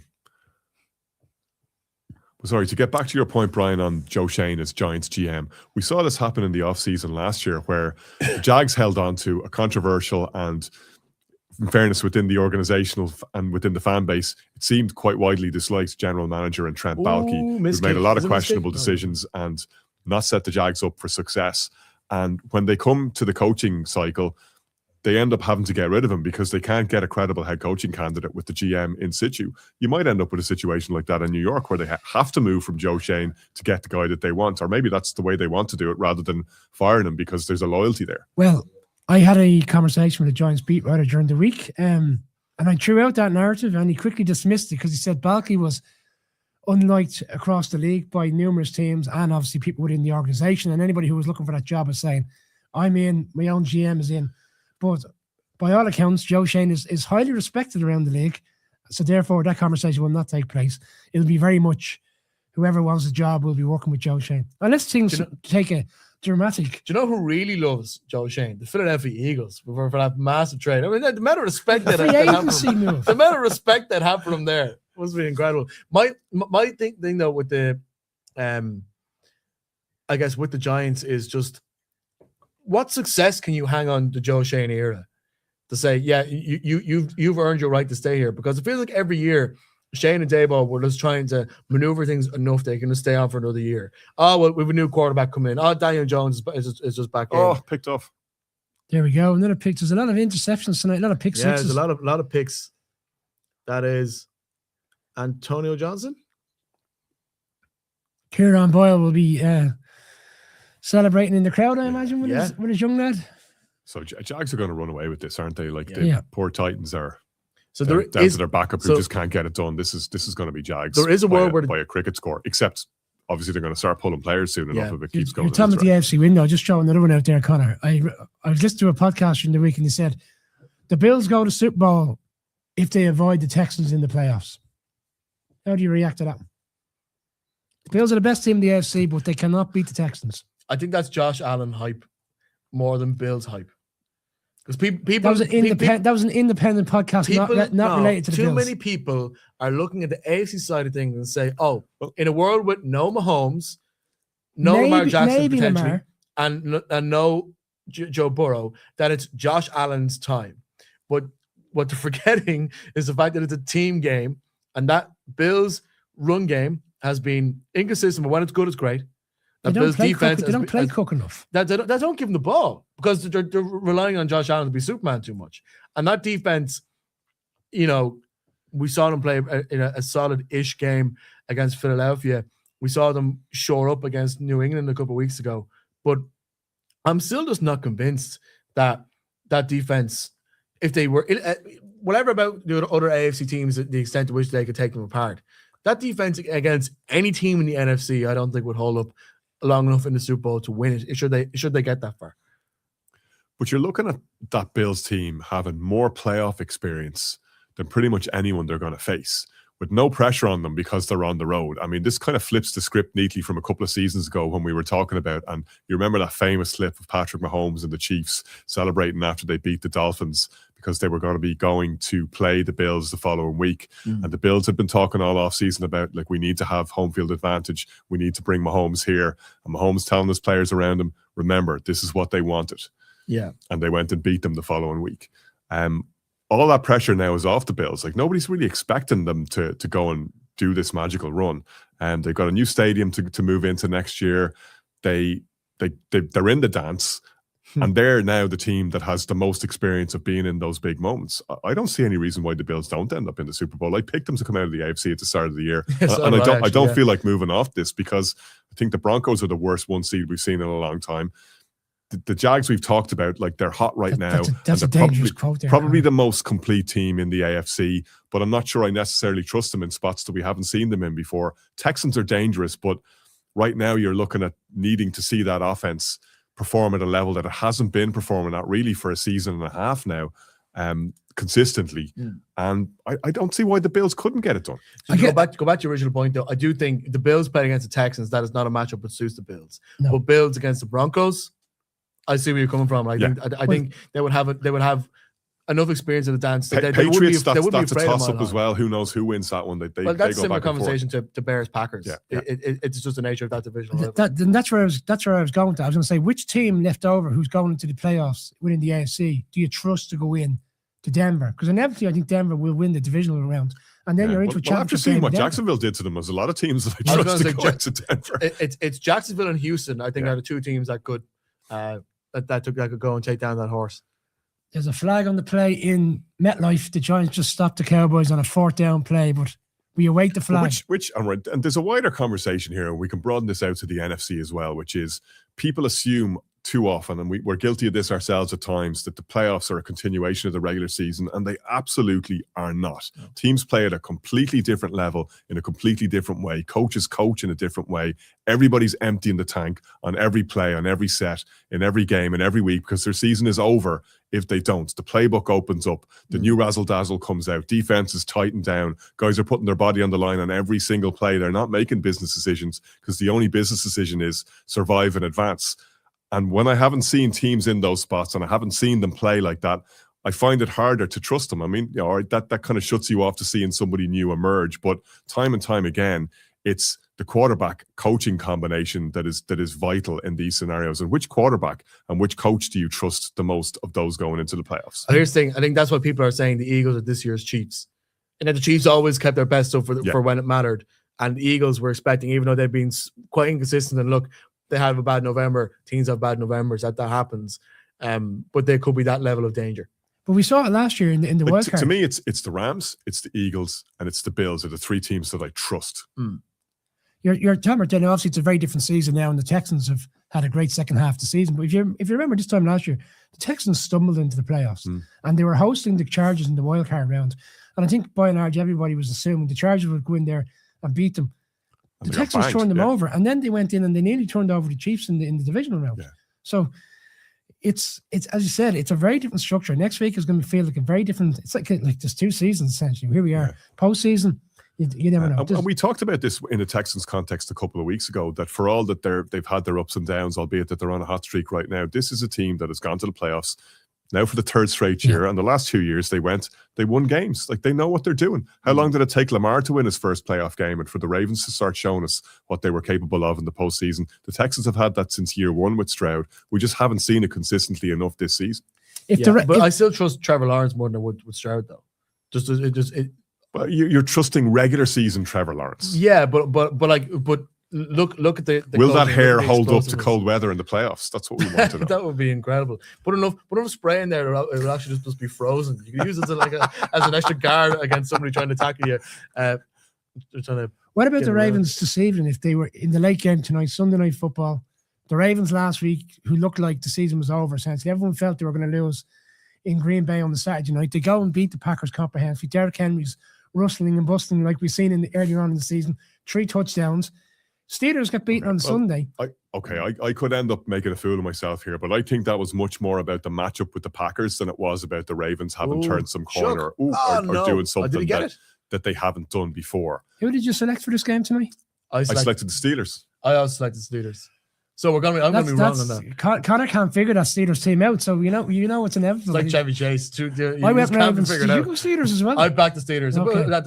That's because I was just shocked the Ravens actually played good football last week. But I just feel like this Ravens team have sometimes in a weird way you lose so many games during the season. You feel like your season's lost. You get one more bite of the cherry, and then you find yourself to get in there, and then all of a sudden you go on a bit of a run. If the Ravens get in next week, sneaky team. Just going to take a quick YouTube timeout because I know some people have been commenting in a couple of things that we've been talking about. Firstly, Lukey Walsh says, hello from the San Francisco Bay Area, still recovering from last night. Sorry that your team will have to go on the road now in the playoffs, but we hope there was a good atmosphere in along the Bay nonetheless. Leisha was saying, I don't trust the Texans offense, but that defense is the best in the AFC. It's kind of difficult to argue with that. Although Broncos fans will sort of point to their stats and they've been sort of backing their defense more than anything else. Craig says, shut down that Broncos offense and gas the defense, you'll be okay. Jackson Texans is the best two to do that, but he trusts Lawrence over Stroud. Maybe that's an AV club group thing, but we're both very much in the same camp there. And finally from Tommy Boy, Steelers by $1 billion tonight. Ravens don't have it, which for both of these teams, they're very tricky to sort of get a grip on how much we should trust them in either way. Just the way that Aaron Rodgers, I think, was almost too afraid of letting Myles Garrett get the sack record against him. It will not be the case tonight. I had a Steelers fan say to me during the week, "Oh, sure, look, didn't we beat them in Baltimore earlier in the season?" But like, I then quickly pointed to that Isaiah Likely touchdown, which was never given. Big moment here for the Saints. Ooh, okay. So they're maybe 2 yards away from bringing back the 10-7. So that keeps things nice and spicy in the NFC South. We'll be keeping an eye on that. But on the Steelers point, I mean, look, this will. Who would you prefer to see? Well, you've a vested interest now as a neutral. I prefer. With all due respect to Steelers fans, I'd rather watch Lamar. Oh, no. I'd rather watch Lamar. I as a Patriots fan, I prefer to see the Steelers. I think we've a better chance of beating them. So you're into strategic selections. I'm in strategery. When you say you'd rather watch Lamar, you'd rather watch Lamar do what? Like, all we've seen from the Ravens is they get to these big time games and they lose. And maybe this time, and this is one of the reasons I picked the Steelers. Win, it happens Connor. in the regular season. I'd like to see they Lamar. lose in such entertaining fashion. They lose the most entertaining losses. It's like, let's go up by like 20 points against the Bills and shoot ourselves in the foot. And then what they did against Cincinnati on Thanksgiving. You know what I mean? It's hilarious. It's almost like a greater comedy show if you get Baltimore. I want to see Lamar running around with his hair on fire, Josh Allen style, trying to win the game on his. He still has a hamstring injury. He's lost 6 miles an hour on his speed from last year. I only have 6 miles an hour. He's lost on my best day, running downhill with a hurricane behind me. Lamar has 6 miles an hour to lose. I wish I had that. Oh, go! Pile on! Do it! There you go. Do you know anybody who would have used their Quinbet account for a bit of Tyler Shook action tonight? But are you hinting that you had something? Not me. It wouldn't be me. That wouldn't be you. Right. That puts them. Here goes my way too early pick now for next season for the NFC South. Right, the Saints are going to win the NFC South. I've said it. Next season, the Saints are going to win the NFC South. Panthers are still going to be in purgatory for Bryce Young. The Buccaneers, I think, are still going to find more struggles. I think on defense. We're not quite sure how Todd Bowles is going to land there. And then who knows what to expect from the Falcons, even though they have by far the most talented roster in that division. But if there's a coaching change there and you have a new coach in Atlanta, that could change the calculus. But I don't think that's a bad shout. I don't think that's too early. I think the Saints don't have as much Derek Carr cap problem to deal with next year as well. It gives them more money to move with Callum They lose Moore. a couple of big players, though, most likely. Like they lose Cam Jordan, don't they? And they're probably going to move on from Alvin Kamara and another couple of guys. They lost Raheem Shaheed to the Seahawks, and that hasn't seemed to. They've been playing better since he's gone. So I don't know. I think I still think that there's plenty in there for the Saints to go and take the most winnable division in the National Football Leagues. But no, it'll be interesting to see how that. I wouldn't say that's a massive shock either. Like, let's be fair, the division's in flux. Like, we're in a situation where two teams are scrambling for the Falcons and the Saints to win to allow them to continue their season for another week. Like, anybody who watched that game last night, yeah, it was an exciting finish. But I think everybody who was back and forth in WhatsApp groups were saying neither of these teams are going very far come playoff time.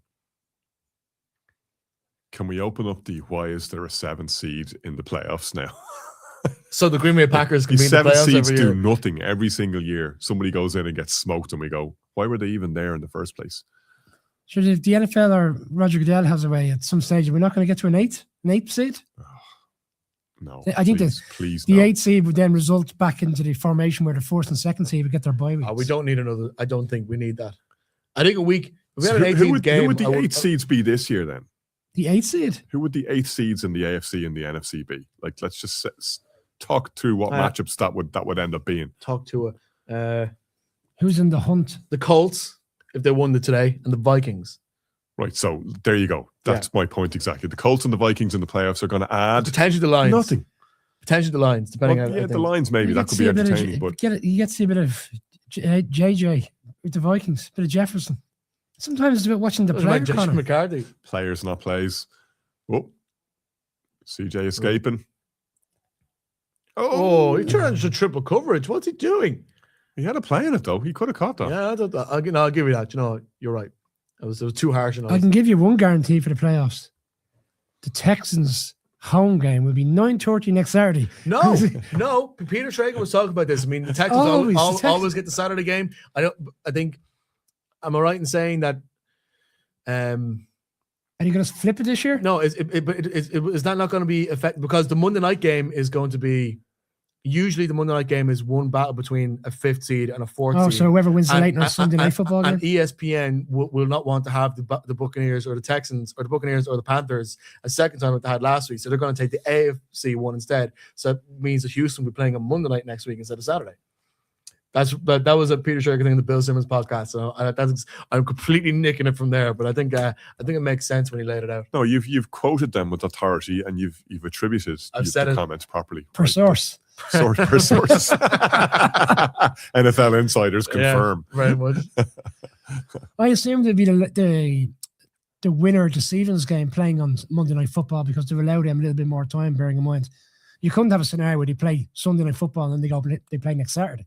Okay, they could play next Sunday, but you would think that the NFL would try to give them a little bit more leeway. Who does ESPN want?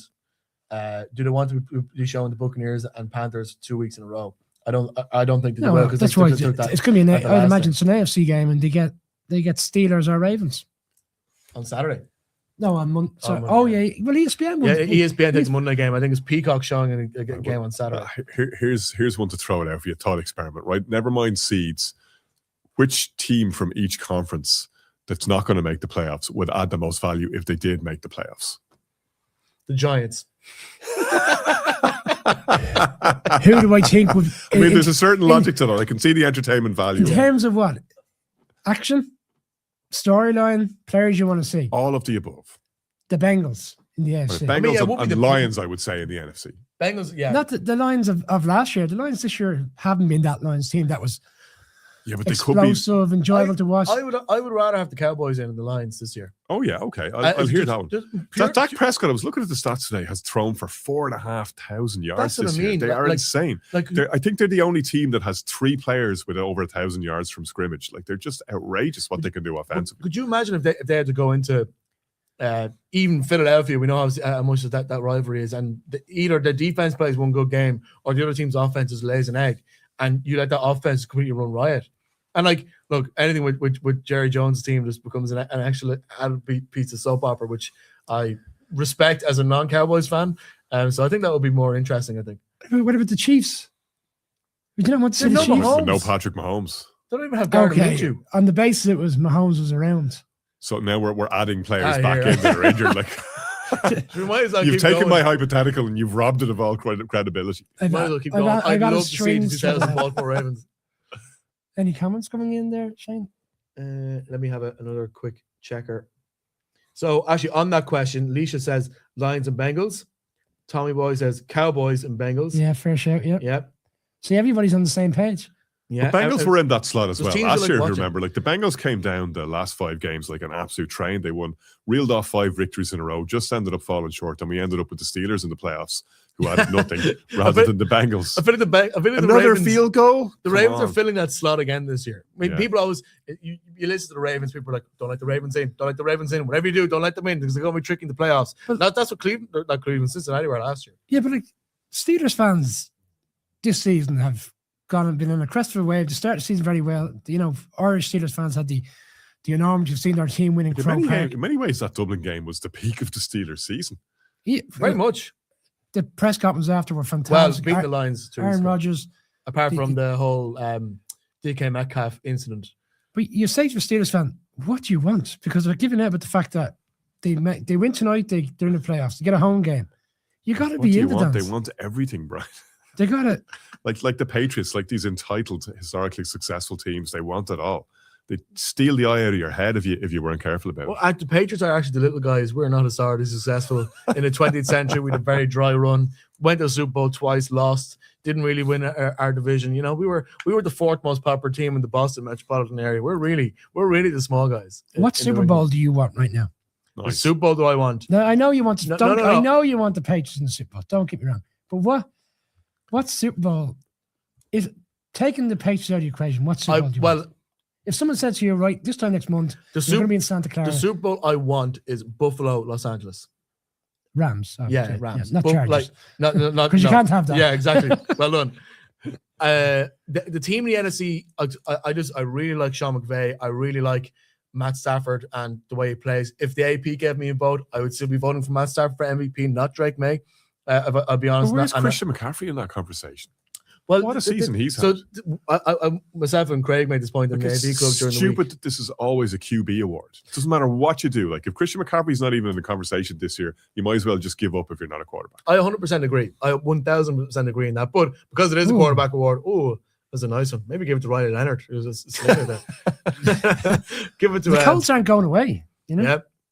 No, fair play. What do you want, Connor? Interesting. What do you want? Bears, Patriots, because of the what Super Bowl significance do of I the want? year for you? No, I would take Bills Rams actually as well. I think that could be a good Super Bowl. Because I'm like Bills Eagles. I actually would take Bills Eagles. I know we've seen the Eagles there, but that's a good matchup. That was a real slugfest the other week. In the interest of wanting to see other teams in the Super Bowl, I do not want to see the Philadelphia Eagles in the Super Bowl. No, because that means I would have been to 3 of the 5 Super Bowls I would have attended. Touch wood. My diamond shoes are chafing. I don't want to have to watch the Eagles in a Super Bowl again, says That's Brian. what people kept saying with the Chiefs 3 of the year. 5 Super Bowls I've been to have featured the Philadelphia Eagles. I got off the plane in New Orleans on the Monday and people going around and saying, we're all looking forward to the Super Bowl. And people are like, no, it's the Chiefs are playing here again. I'm like, come on. I don't know. But I know they're not in the playoffs, but the Lions would be amazing. Remember all the Lions fans we met in Vegas the week of the Super Bowl? Like, they're just such great crowd. Do you know what would be a great fan base, bearing in mind what we saw with our own lovely eyes in Vegas? Some Ravens fans. Yeah, remember those poor 2 Ravens fans having their breakfast? Ravens fans flew to Vegas. We saw a guy in Vegas who had to be taken back to his hotel room in a wheelchair. So what happened was in fairness, we've all done it in all sports. Sorry, we haven't. I've never needed to be taken back to my hotel room. No. I was going to say, I didn't know what was going on. No. Just clarify what we've all done and not done here. They got ahead of themselves. They made the championship game. They were hosting the Chiefs. They were the standout team that year. T. Higgins, what a catch. One-handed grab. And they thought they were going to make it to the Super Bowl, so they booked in advance. Yeah. And then they said, you know what? Sure, we'll head out there anyway and enjoy ourselves. I think a lot of people do that. And judging by what we saw, they certainly had enjoyed themselves. They really did enjoy themselves. Yeah. Let's see this grab from T. Higgins. I imagine less people are going to be doing that in San Francisco because it's a bit more expensive. Touchdown, Cincinnati. T. Higgins comes up with some touchdowns, doesn't he? Really does. And like his other arm's being held there. That's why you get the GPI call, which obviously was declined. But that is an insane Craig has commented catch. in Texans Seahawks would be one hell of a low score. Super Bowl 53 level of like 10-3. You want a Rams Patriots type Super Bowl? What did I finish? 10-3? Yeah, that's what I'm saying. Like, I think obviously Rams Patriots 13-3, wasn't it? 13-3. 13-3, sorry. 13-3 will be, or no, Rams Patriots, part 3 will be an interesting matchup. What about Patriots Bears? That's the Super Bowl 40 years on. Super Bowl 20 rematch. Yeah. Let's have it. I think the Patriots should wear the red jerseys as well, just to really shake it up. Should that happen? Here we go. Here comes the Giants. They're still trying to win this game. They're still trying to win this game. The Giants are on the move. 3rd and 16. Jackson Dart's going to do something amazing here, isn't he? Oh, he's going to. He gave it up. Oh, he's going to make it. He's going in. Touchdown, Giants. Go on. Daniel Bellinger. Literally doing everything they can to win a game that they don't need to win. That is the most amazing little shove pass to the right-hand side. I find it. It's a terrible pass, by the way. Yes, Bellinger has to do an awful lot to pick that off his shoelaces. No, but the fact that he even like that thought even entered his head was bizarre. Look, he pulls out and he doesn't even know who he's throwing to. Like, he just threw it in the general direction of someone who was actually running away from him. He threw it like he didn't want it anymore. Like, he pulled on the helmet as well. The 2 non-Giants fans are the ones celebrating the touchdown. His shoelaces. If you love the dart, stand up. If you love the dart, stand up. There's many a person in the country who will be on the dart tomorrow are cursing you right now because a lot of people are going back to work tomorrow and will be having to get up early and go through the torture of sitting on the dart for an hour or so. But when you talk about the Packers resting players, Shane, if they get it poured on them here this evening, that's not a great setup for a playoff game either, is it? Point you made earlier, you need a bit of incentive going into the playoffs. Just not great momentum. It's funny that like as it stands, the Vikings are winning 12-0. Both of these teams will end the season on 9 wins, and we view the Packers season in a much more positive light than the Vikings season. I know the tie is the tie and all that. You look at this Packers season, and I think a big thing that they've got to get over is this psychological shift where everything was set up for them. Micah Parsons was the missing piece that was going to put them over the top. They were going to win the division. They were going to get a home playoff game, and they're going to be in a different position than they've been in the last couple of seasons. And because of the injuries and because of certain poor performances in big spots, lost a crazy one against the Browns, lost one they probably shouldn't have lost against the Panthers, lost that choker against the Bears late on. That was a very, very tough one to take. And then they have all those injuries in that Broncos game. This is a team that kind of needs to slap itself in the face and say, we're in the playoffs. Like, we're at the dance, and we can go from here and we can put a run together. They really just look lost right now. If they play the Bears next weekend, they're actually going into the game as 1.5 point favorites with Quinbet. Yeah. So, but that's because of the Bears defense, which is useless. That's probably the enormity of the history against each other and how well they Bears play. never win. It's Bears won the division, nearly the NFC 1 seed. The Bears never win. But it has that feeling as well. You touched on earlier. It has that feeling last year where the Vikings were so successful over the course of the season. They were 1 game away from being the 1 seed. They lose the Sunday night football game to the Lions. They lose the playoff game in Arizona because the game got moved out of LA because of the fires. Then we spoke with Sam Darnold on the redemption, but the Bears are in a similar kind of position here. Fantastic season. Most Bears fans at the start of the season would have said, "Brilliant, we get a playoff game." Absolutely, sorry. But now you're on the crest of a wave. You're close, and I think, the team are good enough to beat a lot of these teams. You lose a home playoff game against the Packers. I think that it doesn't take all the air out of the balloon. I think, but it's going to take time to recover from that. And to your point, you'll eventually get to a point as a Bears fan where you'll say, if you'd offered us this at the start of the season, we would have been all over it. Number 2 seed, win the division for the first time in 7 years, go to the playoffs and give ourselves a shot. And the offense is moving in the right direction, and we need to just fix the defense, and we're in a totally different zone next year. Like, in terms of where the arrow is trending, I think you'd say the Bears are heading in a better direction than pretty much any other team in the division. Packers are probably already there, and the Bears are still playing a little bit of catch-up, particularly defensively, but it's still on the up and up from a Chicago perspective, even if they lose a playoff game. But I still think clearly that's a deflating way to end the season if it comes against the Packers. Woo! 67-yard field goal in Jacksonville. Cam Little, don't celebrate with me. It's all about me. It's all about me right now. 67 yards. That is, look. What a hit, son. And he curled it in as well. It was not quite Roberto Carlos, but he had it a little right to left motion. So he did 68 earlier in the season, didn't he, in Vegas? Yeah. That was the record. He did that. So that's 6-7 yards. Oh, 6-7. 6-7. My son would be delighted with that now. He was, I had him shouting that out the car all the way home this afternoon. There we go. The Jags have completely taken over this game, and they absolutely. Was that 31-7? 31-7 at half time. Cam Moore taking off. Like, you just kicked a field goal to move the score from 28 to 31. Calm down. Like, it's like you said, he's making it all about him. Here we go. Big one for the Colts now. They can keep this spicy. Texans can still fall down in the seedings, if they're not careful and don't get that's this a great game. throw. Lovely throw. Pierce again. Oh, he can't get up the wall, though. Yeah, I was going to say. That's they're quite tall in space. He's going to regret that later. He bit off more than he could chew there. That was a lot. That was a lot of wall. Not quite the Lambeau leap in the Astrodome. Or not the Astrodome. I'm going back a few years.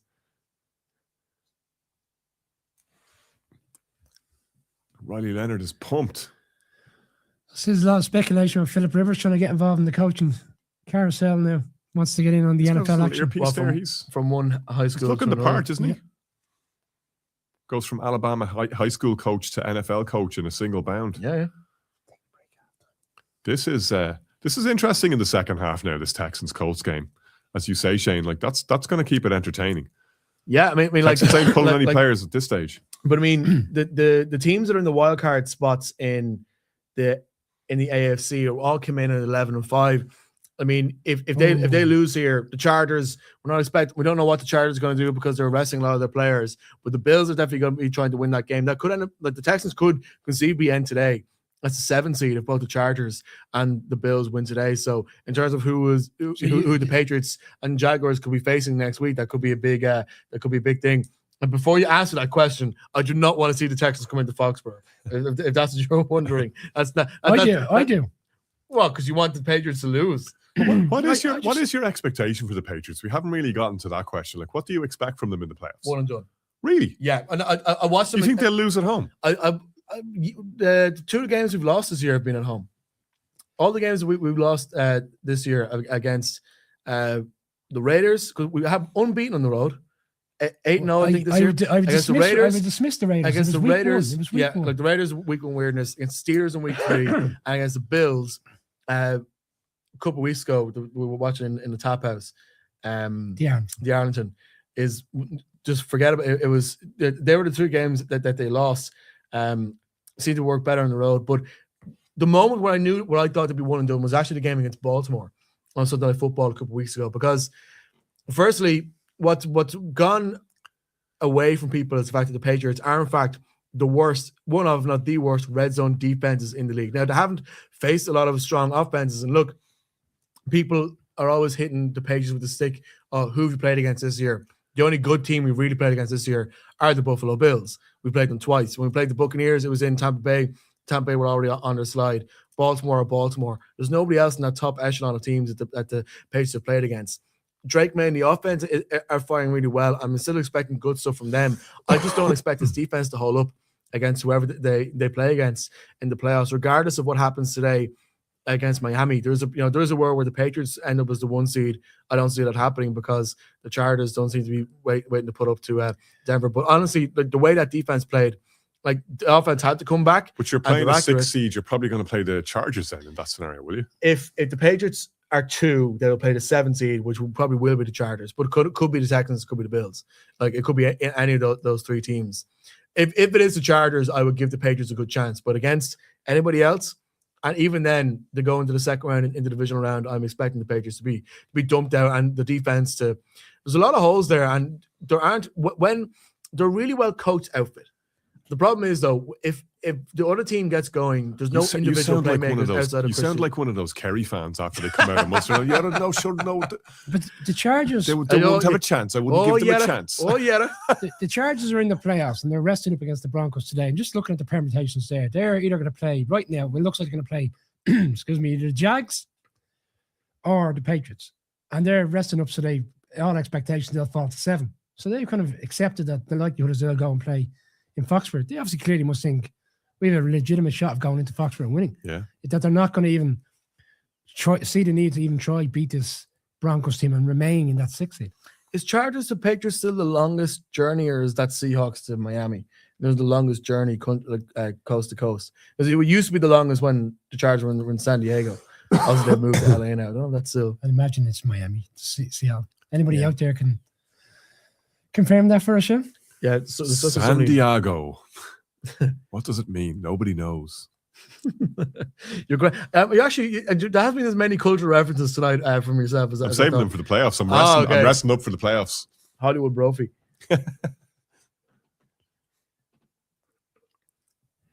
Despite the lack of time in the Falcons-Saints game, the Falcons are still trying to muster an opportunity to kick a field goal. You think that 13-7 is a much better look than 10-7. At what stage did the Texans start to take players out, bearing in mind that they know that they're not going to win the division? Like, you don't want to run the risk of getting anybody injured ahead of next week's game. No, true. What about the Colts? I think you're looking at it at halftime, aren't you? You're talking about it at halftime if you're D'Amico Ryans and the Texans coach and staff. Like, winning it here isn't going to make a difference. We're not going to win the division and we're locked into our playoff seeding. So do you give it till the end of the third quarter, make sure you're actually giving yourself the best chance possible of winning the game and then make it? The 5th seed isn't a bad prize, though. Even if it is going to Baltimore or Pittsburgh, which isn't quite as easy as going to Tampa or Carolina. But I mean, it's not nothing to play for. It's still the matchup you want if you're on the road. Yeah, 100%. If the Texans lose, they are dropping down, are they? Depending on the results. If the Bills win, for example.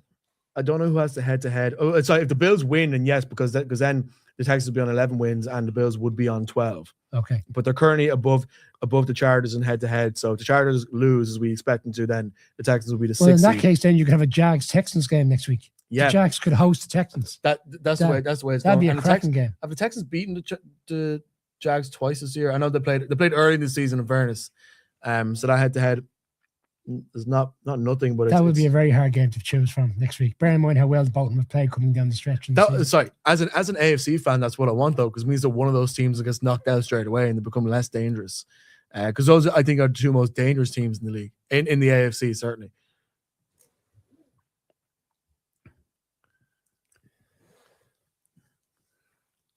We have a Drake May for MVP shout in the comments, by the way. Who would you vote for if the AP gave you the vote? Not Drake May. That's not a spite. I gave a reason. Matthew Stafford. Matthew Stafford for the season he's had. Bearing in mind, just like February last year, there was talk of him getting traded. I know it was all applied to bring him back. I think everybody wanted to come back. They just wanted to make sure the deal was solidified from a Rams perspective. He obviously clearly wanted to stay in LA. I think they acknowledged that should have beaten the Eagles in that playoff game last year. We spoke about it time and time again. They will feel like they should have been in the Super Bowl last year. There's a very good chance they could be this year. Yeah. He's played at a level this year. Now, you could argue he's got great players there at his disposal, but what he's put on for his age this year, I thought was fantastic. Just we're coming close to halftime now in this matchup between the Texans and the Colts. Other halftime scores, so they give it a spin through everywhere else. Browns 14, Bengals 12. Browns making use of those two defensive turnovers to get scores. Falcons 10, Saints 7. Saints could have been level on there had Charlie Smith 56-yarder gone inside the post, but unfortunately it did not from their point of view. Big one, obviously, in the case of NFC South. The Vikings are beating the Packers 13-0. So the Packers backups aren't looking particularly fresh, and the Vikings are still sort of, I guess, playing for pride and playing for the winning season, which, you know, is important to them. Jags are 31-7 up at home to the Tennessee Titans, so they're going to start resting their players in the second half. And the New York Giants are beating the Dallas Cowboys by a score of 16-10. So we're just going to see the end here of Houston and Indianapolis. CJ Stroud with the ball with about 10 seconds left on the clock. Be nice for them to sort of build up a bit of cushion at halftime. Yeah. No, he's out. He's out. So that's going to be a field goal for Houston. Do you take another shot? You're not going to have time. You're going to.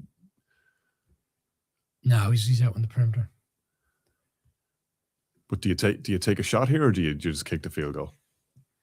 You got to kick the field goal, surely. Yeah. I mean, you don't want to take a risk that you have too little time to. Yeah, I know that there's still 7 seconds. But I mean, there is a world tackled in bounds, or you don't get the touchdown. Yeah. Oh, they're going for it though. They're keeping Stroud on the field. No timeouts. Ooh. It'd be quite funny if they end up dropping seedings because of this decision against Riley Leonard. Oh, he's got the catch. Oh, no, well.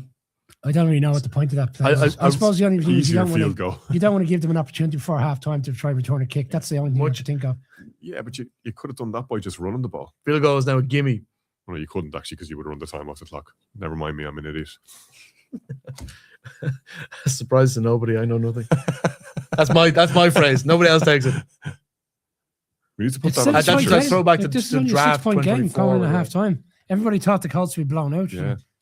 Riley Leonard's done well. Yeah. The Colts could still finish with a winning season here.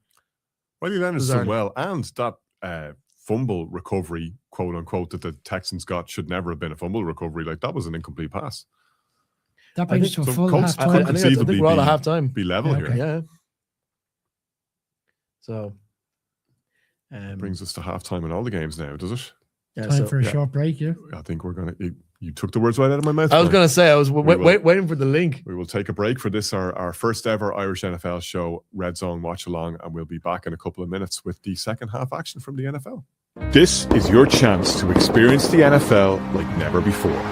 The Irish NFL show is touching down stateside, and we want you on the team.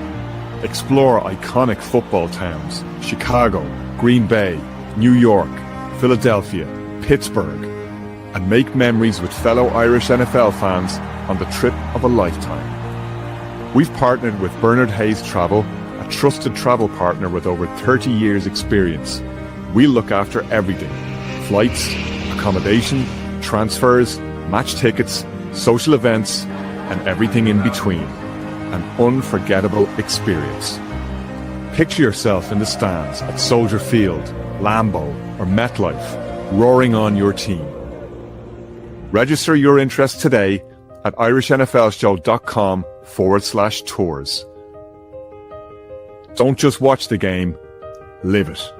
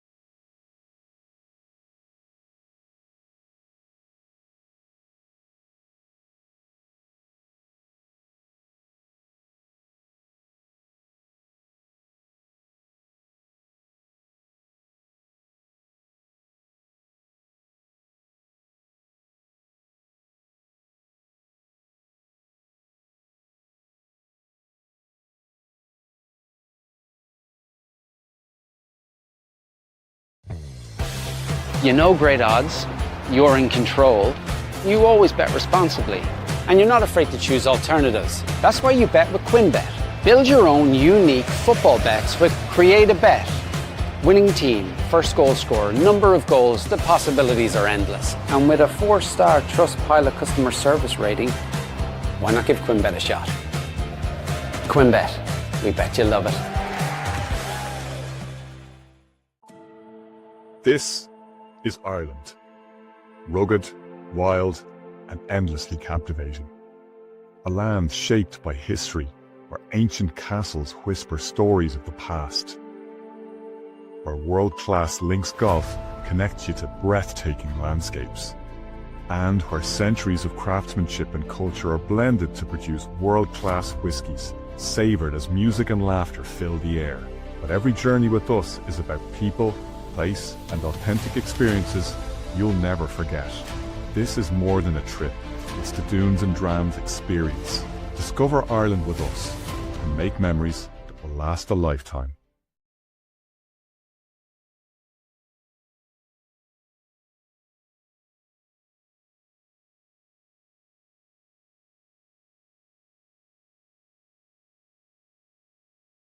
Back to the Irish NFL show's Red Zone Watch Along, our first ever Watch Along party this week 18 of the regular season.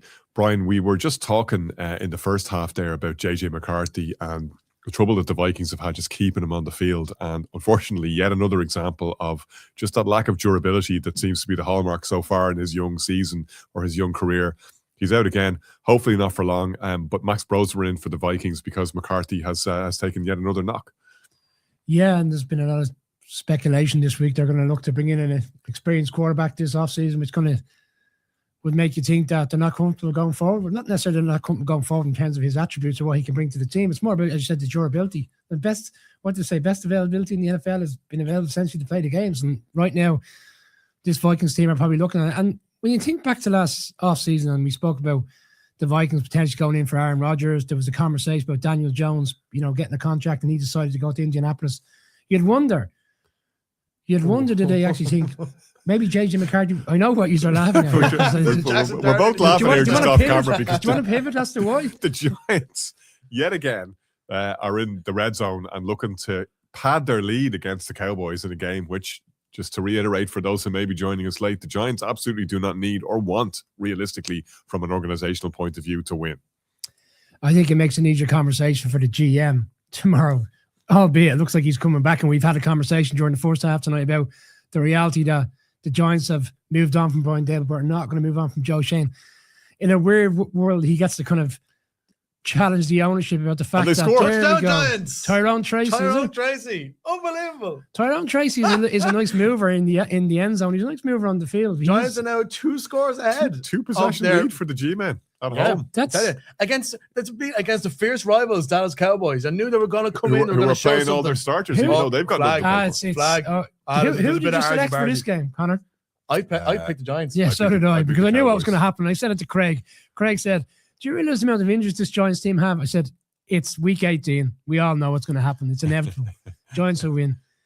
Can you imagine going from a week where you could be selecting number 1 in the draft and have a potential move with the Jets? Oh, here we go. It's really going off now. And everything. Helmets are off. The scraps. We're referring to the game in MetLife here. The Cowboys have to know. They have to let the man control the body, not the body control the man. The Giants don't BT. Just John Onion. John Onion. Oh, sorry, Van Roten. Sorry, yeah. Sorry, it's Van Roten. You think of the crisps. But one thing I am saying, right? I am. We have to pivot off JJ McCarthy to that. Thanks very much. I'm looking forward to the potential that Joe Shane would not be at the New York Giants anymore, because like with 3 sevens at the Irish NFL show, saying every week Shane is terrible, Shane is bad, I want Shane to go, I hate Shane. Obviously talk about Joe Shane, but to me I'm wondering whether there's some sort of some knock-on negative connotations coming out. I feel like it'd be better for my sort of self-confidence of Joe Shane. It can't help from a feng shui perspective just to hear that sort of negativity, and even though it's only a homonym, it's not your name, Shane, and we love you, but when you're hearing all this Shane negativity, it can't help but infiltrate your consciousness. I hear you, I feel you on that one. Yeah. That can't be good. Nice throw all the same from Jackson. That's a very late hit on Jackson. That's probably what caused the rumpus, the fact that they went in so late. Fisticuffs. We have some comments coming in, but keep them coming in. Irish NFL Show on YouTube. Make sure you can follow us. We'll be monitoring all the comments coming in on our YouTube. First of all, Graham O'Hare, loving the show, lads. Great to hear you during the games. Followed up by saying, Giants GM will be gone tomorrow. Can't see Mara and Tish keeping him. What do you think of that? Graham's a good friend of mine. Yeah, we keep in regular contact. Graham, Joe Shane's coming back. It's inevitable. Judging by all the nature of all the correspondence that's been coming out throughout the week, it's these little nuggets of information that are being passed on to various different I know you spoke to a Giants beat writer about this, but are you really telling me that if there's a premium coaching candidate that insists on a new GM being brought in or has their own front office person in mind, that the Giants aren't going to give Shane the bullet? It just unravels everything. It's not in the Giants' nature to do that. Our organizations do things in an erratic manner. Such as the Giants. Touchdown Indianapolis. We ran it in. He ran it. Connor, I wouldn't want nothing more than what you're suggesting to happen. Like, there's not one Giants fan out there, as Graham has alluded to there in the comments, who want Joe Shane to come back. But the reality is, it looks like he's coming back. But if they have that is a brave play call with the quarterback keeper to Riley Leonard, handing it off to Jonathan Taylor, and he's up against two guys. Riley Leonard's family, not his He girlfriend. jumped over 4 arms. He jumped over like two Houston players who were down for the tackle. And look at this deep pass that came earlier to Pierce again. Like, that was so maybe Indianapolis should have went with Ryan Leonard from the start. They could be playing for the playoffs today. He only had one half against, with all due respect, the Jags team that are on the right track in Jacksonville, and they were demoralized in that game. They immediately went out and brought in Phillip Rivers. Obviously, they see it closer than we do in every day of the week. In terms what of is what's happening to this in Texans defense? Yeah, getting beat deep 3 times missing now tackles by the ball to Alec Pierce. They're missing tackles consistently. But as well as that, I mean, like, the Texans defense always tries to make you fear the blitz. I think they're doing that a lot today. Make you fear the blitz. Have guys on either side that looks like they're coming in. But the problem is, if you decide to not blitz, one of your guys has to go and mark the receivers. And it seems like the two guys who could do the job is letting the other guy do the job and not actually picking up the players themselves. And it's consistently bad communication for that Texans defense. It makes them slightly less scared for the playoffs, maybe. Who knows? Myles Garrett still hasn't got that final sack needed, Connor, to break the record. I know you have some ill feeling towards that record now because it's not, do you want to elaborate on that one? It's just I'm so sick of single season records when the season is expanded from 16 to 17 games and everybody's going, oh, it's his 6th 1,000-yard season in a row, but he didn't do it in 16 games like the other guys did. You can't compare like for like. What I will say with Myles Garrett, and Greg Rosenthal pointed this out the other day on NFL Daily, is that Garrett has actually gotten in this position with a lot fewer snaps than the other guys who are on the chart. So if you look at it on a per snap basis, he absolutely deserves the record if he gets it, and I will accept that. But this, getting 17 games to accomplish something that somebody else did in 16 games, it's nonsense. It annoys me. What's your thoughts on Brett Favre and the Michael Strahan play? I think we got that long since received my thoughts on Brett Favre and the sack that wasn't to give Michael Strahan that illegitimate lead. Sorry, it's tied with. Do you think he wouldn't have got? Do you think he wouldn't have got the job in Good Morning America if he didn't get the? I think that's a sliding doors moment. That's the sliding teeth moment for Michael Strahan. He got the job because of the wonderful season which he had when he came back. There we go. Joe Burrow got rocked. And it wasn't Myles Garrett. Anyone but Garrett. We're on Miles' watch. We could be here. Could be miles and miles before we get to Air Miles. Grant Delpit. Michael Strahan had a fantastic season. You've got to bear in mind, Michael Strahan had 2 sacks in the Super Bowl against an unbeaten Patriots. He did have a very good season in 2007, it must be said. Lost in the regular season. Here we go. We're going for 2-point conversions. A bit of trickery. 2-point conversion. Bit of razzle-dazzle. The Giants don't do razzle-dazzle. All they do today. There we go. We're now up by 2 touchdowns. And Darius Slayton actually managed to catch the ball. This is Broadway Giants we're seeing now. This is unbelievable. Brian, you talk about underrated players. Like, I didn't realize Wan'Dale Robinson's had a 1,000-yard season. Yeah, fantastic season. Free agent. No doubt the Giants will find a way not to sign him. And he'll go off and win a Super Bowl somewhere, Connor.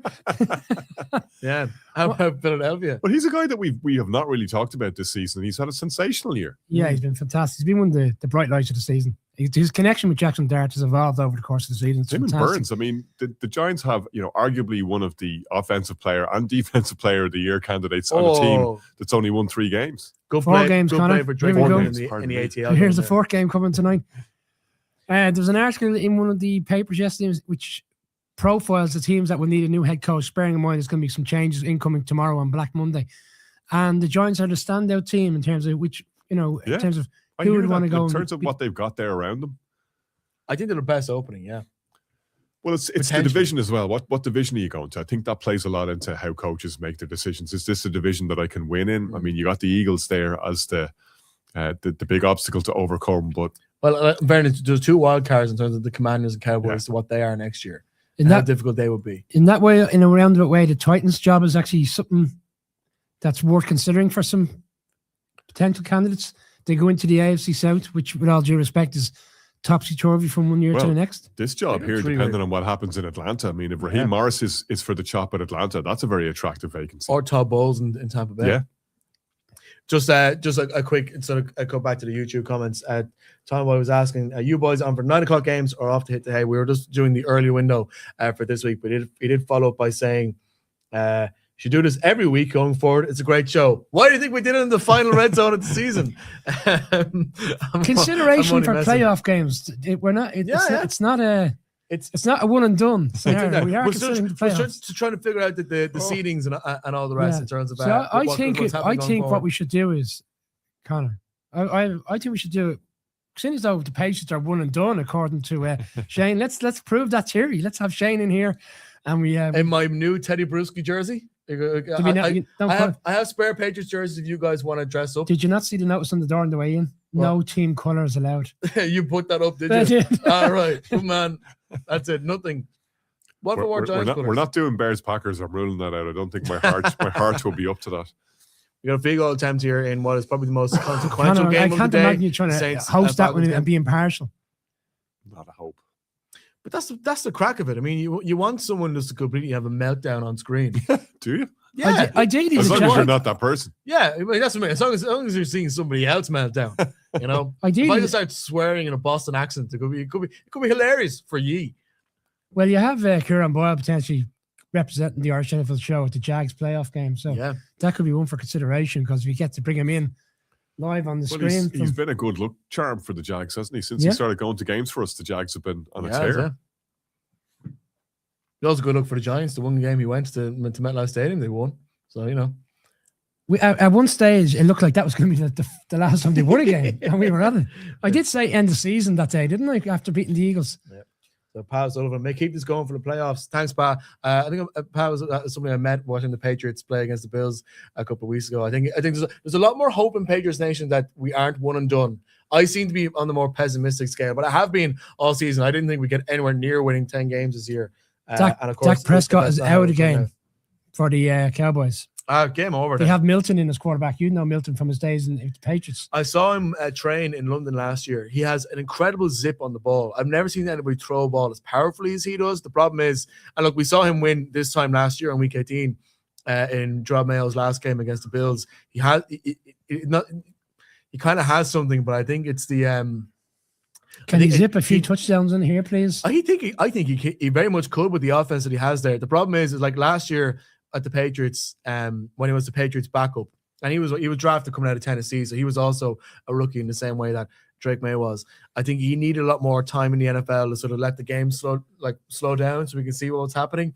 Similar to the way that Cam Ward needed that time, and he has developed in that way. Obviously, Milton Williams has that time, or not Milton Williams. Joe Milton has no time to develop that on field, but be interested to see what he could do here. I mean, if there's one team who can blow a 14-point lead, it is the New York Football Giants. Not these days. It's all solidified now. You've got Abdul Carter coming up making news plays. Dexter Lawrence getting to the quarterback. Abdul Carter obviously made the team meetings this week. He's had a really turnaround. Look at that, 3.5 sacks in his last 4 games.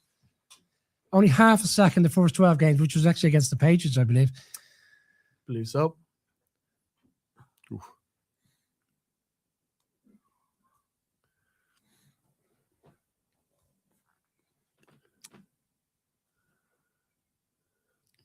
At this stage, the Cowboys should go for it, shouldn't they? I mean, they're on the other side. Yeah, they're not. They're taking them off. Why? No. Why would you go for me? You can let the. You can. They're going to bring out Aubrey. See, remember the him- Cowboys how- be better how- off they just gain 20 yards after every kickoff and just let Brandon Aubrey kick for it. Yeah. Just take 3 on every possession. They'd probably win more games. There's probably some ESPN analytics out there. He was Somewhere. Look, he's house kicking money. from House money in week 2, so no doubt we know what the circumstances this evening. 57 yards. He's kicking from the N and NY. Is Oh, he no missed good. it. Oh, collector's item. He missed it. He missed it. It's, Yeah, this is New York's day, or is it?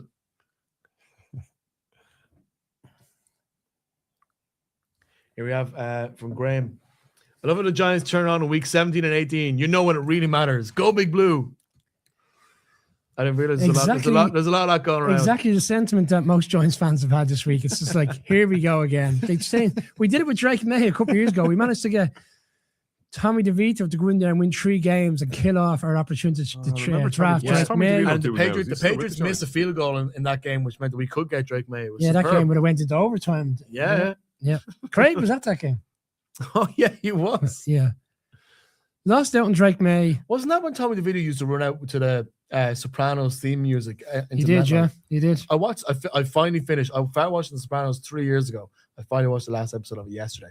I don't understand. You finally watched the last episode yesterday. Yesterday, I started After watching 3 years. Yeah, It took you 3 years to watch The Sopranos. I don't watch. I watch. Were you trying to I hide watch, away don't from your think- parents? I Did watch you like not a want to watch it? series. I watch like a season, and then I wouldn't go back to it for I'm months. touched by you saying you don't want to say anything because you don't want to spoil it for anyone. The rest of the developed world has seen The Sopranos. Yeah, David. I think some you're people- okay. but You're not spoiling it for any some- conscious life some on earth people- at this point. Some people have yet to experience North Jersey mafioso. Who, And people your they- age? Yeah, And exactly. they should know that he dies in the end and you don't get to see it properly because it fades to black. Do you think that's what happens? That's totally what The, happens. the guy comes out of the bathroom and Yeah. you know. The members only jacket. You need to read the stuff online now. You need to read the law. Oh, so I need to. There's a whole subreddit that you need to get Oh, into. okay, Shane. there's- You're Tonight aware- on the you're aware Irish of that. NFL show, we're going to discuss The Sopranos.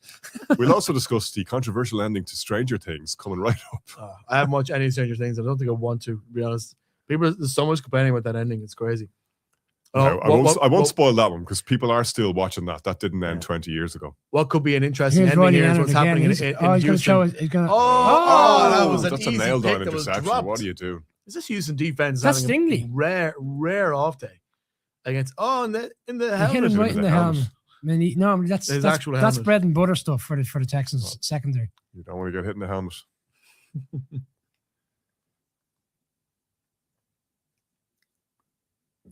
The most interesting, missed the the most Houston on an interesting 8-game game win is the streak. game that has no playoff information. Well, it does actually. Sorry, it does. Yeah, it's just not for them. And New Orleans could cook something here. What was the over-under in this one? It's very low scoring. I don't know What if was you the got your points total? Quinbet account handy. 44.5 points for Quinbet. And we're at 20 now, midway through the third You'd be quarter. doing well to get to 44, wouldn't you? Yeah, you'd have the under on that one now. You'd be well satisfied with the way things are going so far. There's a lot of people. I think anybody who's been having a week 18 punt with Quinbet will be kind of concerned about the Bengals. The Bengals seem like the slam dunk case to win a game this evening. You never bet on the Ohio Derby. It's like even when the Bengals were good and were winning the division, the Browns still managed to get to get two Same as last week. get 2-0 in the Same as division. last week. How many people would have been investing in the Steelers last week? Albeit I knew the Steelers were going to bottle that. The I Steelers. love the way you said that like it's a thing. You never bet on the Ohio Derby. It's like the lads in Dumb and Dumber. You can't triple stamp and double stamp. But I'm trying to make it a thing. I but next you knew season as remind soon- me, don't go near that game. It's the knew- Ohio Derby. Sorry, you knew as soon as the Steelers went in and won against Detroit and had to, okay, there's a nice easy one against Cleveland that they'd end up completely making a mess of that one. What I did say, It's almost in the Steelers' DNA. They can't just do anything easy. They have to keep going as far as they can possibly go to get as close to purgatory as possible. They have to be as close to 500, and it's not mathematically possible these days as they can keep going. when we were doing our Monday reaction nice show throw last by week, I did Lawrence. say to Connor, last season the Browns beat the Steelers on a Thursday night football game. Jameis Winston was the quarterback. Remember the snow game? Oh, yeah. Yeah. Beautiful snow. They just have this thing about wanting to beat the Steelers, no matter what the circumstance of their season. So it probably didn't come as a surprise. It's a massive rivalry. But I said, was that not what Aaron Rodgers was brought in for? Those type of situations? His Watch you run experience, away from Myles Garrett. That's what he was brought in for. 2 drives at the end to win the game. They can't get it done. Here's Shook. Big play here. On a 4th and 4. He goes. Oh, he's He got gets it. it. For Juwan Johnson on the left-hand side. Now I like that. I see that these are the kinds of plays, and to your point earlier, we were talking about the difference in Bryce Young and what we can expect from the Saints going forward. It's that kind of stuff which makes me think that the Saints have something they can build on for next year. Like I remember we did our preseason preview and we were talking about the NFC South, and I came onto the Saints and I started laughing. I was like, I actually don't know what to say about this team. I don't know where the talent is. Don't know where the quarterback situation is. You like Kellen Moore because he was just after coming off a Super Bowl win as a offensive coordinator with Philadelphia. But now, like, seeing all this developing, I'll be interested to know whether Shook is in the Rookie of the Year conversation. Certainly, if that was specifically a quarterback award, unlike like the MVP is, you'd probably be put him there. But I think it's that kind of stuff, 4th and 4, when he has to do it. He made the play. It's that kind of stuff which makes you think they could be really dangerous next year. Here's Cam Little back for a field goal for the Jags. I assume he won't be as excited as he was the last time. It's only 52 this time. So what's up? I don't think you picked that up while the two of you were just chatting there. But Brian Thomas Jr. back in the game after being assessed for a concussion. You're up now 34-7. Pull the starters. This one's done. Stick a fork. There's a minute and 3 seconds left in the third quarter. There's no need for any of them to be in there now. Trevor Lawrence is still playing. They put Brian Thomas Jr. back in the game after he's been assessed for a concussion. That's crazy stuff. Yeah, that is nuts. I don't know why they're not. They should be asking people in the crowd. Like has anybody bought their kids? You are thumbing your nose at the football gods right now. Like you're asking for trouble. They should be putting Kieran Boyle Jr. out there to playing quarterback. Sure, Max Brosmer out there. I was just watching Max Brosmer throw the ball for the Vikings. He throws the ball like someone who's never seen a football before. Just like noodle arm on him. Oh, didn't get the wrong name. Another 4th down here. I have a funny feeling they're going to wheel out the kicking unit for the Saints. Maybe not, though. Mills Mafia. Oh! Well, CJ Stroud is out of the game, which is to the point, Connor. They've acknowledged the result in in Jacksonville. They're not going to get what they're looking for. I just want to triple check that definitely isn't. But they still need to win it, though. They still got to win the game. Like, the seeding is still important. They don't want to lose the game and then drop down in the seedings. Here's a 4th down for the Saints. Oh, they're going for it again. And he did it. Clutch. Taysom Hill. Love a bit of Taysom Hill. Sean Payton, when he went to Denver, they were saying, is there any particular player you'd want to get straight away? And he goes, if I could get my hands on Taysom Hill and bring him here, I would. He's just that gadget player that does so much. He hit some unique record there, didn't he? He's 1,000 yards receiving, 1,000 yards passing, and 1,000 yards rushing in his career. No one's ever done it before. Sure, at one stage the Saints were struggling. They had the last time they had him was in playing the starting 1940s quarterback when for it was a a long different time. game.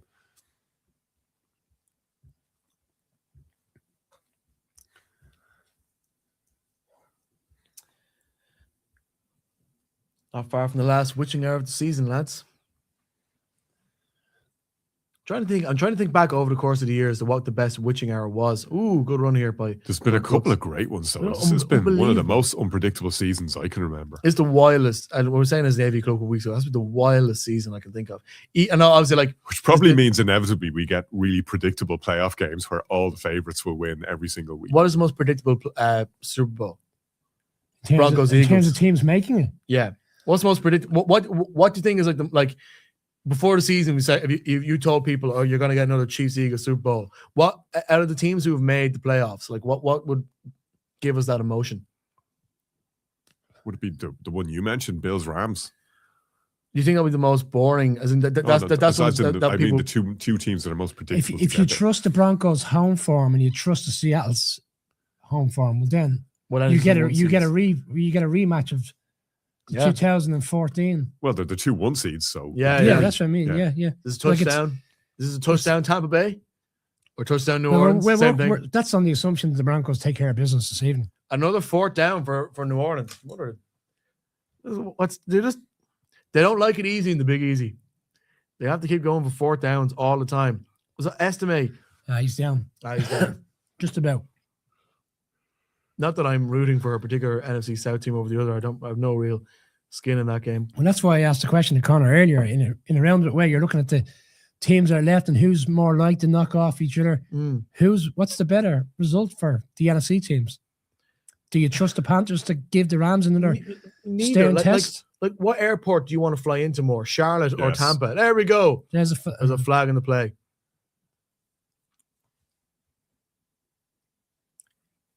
offensive pass interference play looks at that, judging by the reaction.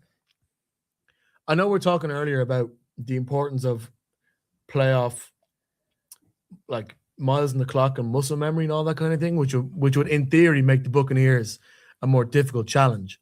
But if I were the 5th seed in the NFC, I would rather play Tampa than play Carolina. Now, there's not a huge amount of difference in it, but I would think that Tampa are that bit more beatable at home than Carolina.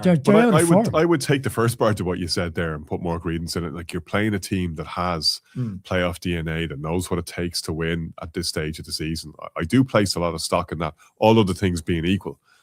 I think the Bucs are the more talented team as well. They have players who we've seen do it in these scenarios. I wouldn't trust the Panthers as much in that situation. Although I really like what I've seen from Canales, and I really like the improvement that they've made this season. I'm not sure I would be, out of the two of them, picking them to face if I Charlie Smith field goal from 29 yards. Ooh.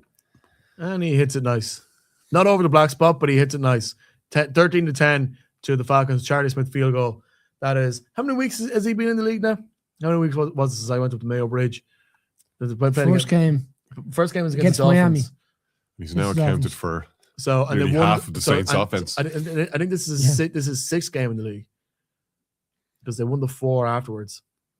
Texans back in front, and their field goal. That's 43-yarder. Certainly not the scoreline that many thought in this game going into. I think the spread with Quinn bet double digits spread for the Colts. Anybody saw the Colts putting up 24 points on the Texans defense? Here comes. There's what's he doing? What is he doing? Connor, do you want to jump in on him? You made a point there that he just doesn't know what he's doing. Unserious NFL player. I'm sorry.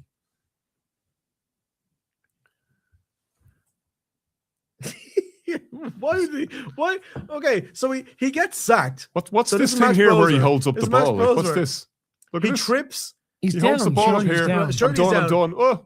And he gets sacked. And then in the process, he tries to throw it. I imagine he's just trying to get it out of his hand so it's sacked. Here we go. I don't know, but he's facing backwards. That's a different thing. I think he assumed the play was dead. Here's Joe Milton. Go on. Oh, what? Did he just have to pull something off his face mask there? There was some debris from that stiff arm. Why are the Cowboys removing Dak from the game and other players? Like, I don't understand the point. To give Joe Milton some playing time? Yeah. He was slapped there, did he? That was less of a also, stiff arm. And Joe Milton could end up becoming... Actually hit him there. Look at this. Joe Milton kind of... Yes, I mean, that like there was a piece fell off his helmet there. So they're on the move again. Ooh, horse collar. Close to a horse collar, wasn't it?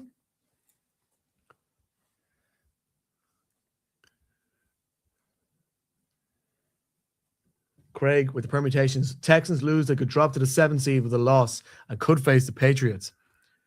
Don't tell me that. Don't tell me the Texans are coming to Foxborough. I just don't want to hear it. You literally said earlier that was the team you'd least want to face, right? It is the team I least want. I want Craig to update us to say, if the Giants win, what's the permutation right now in terms of where they drop? Because there is a scenario which we discussed with 7. So what are we suggesting? The Giants will go to 7 if the Jets lose. I think you should have confidence that the Giants can still find a way to lose this time. Well, because of all the double-digit results that we had over the course of the season. Yeah, now this is at home now. In fairness, it was on the road. It's a different thing. There's one. Lukey Walsh was a Niners fan saying he's rooting for the Saints and the Cards, both unlikely to win today. Obviously, he's hoping that the Niners get the 5th seed and will be going to Carolina. But if the Saints win, that means the Buccaneers. So obviously, he feels the Buccaneers are an easier team to take down than the. You'd have McCaffrey going back to Carolina then against his former side, played in the Super Bowl for them. McCaffrey revenge game. Yeah. Why is he celebrating? Get back. Just I'm turning to ye. I'm giving out about people celebrating. I was only about 2 minutes ago about to roll back and say why shouldn't the kicker be I'm fine with people celebrating, not when their team is losing by 2 possessions. Yeah, no, that's the one that gets my goat all the time. Who was it that last week? Guy gets a sack and his team is down by 2 scores and they're who was it? Gyrating.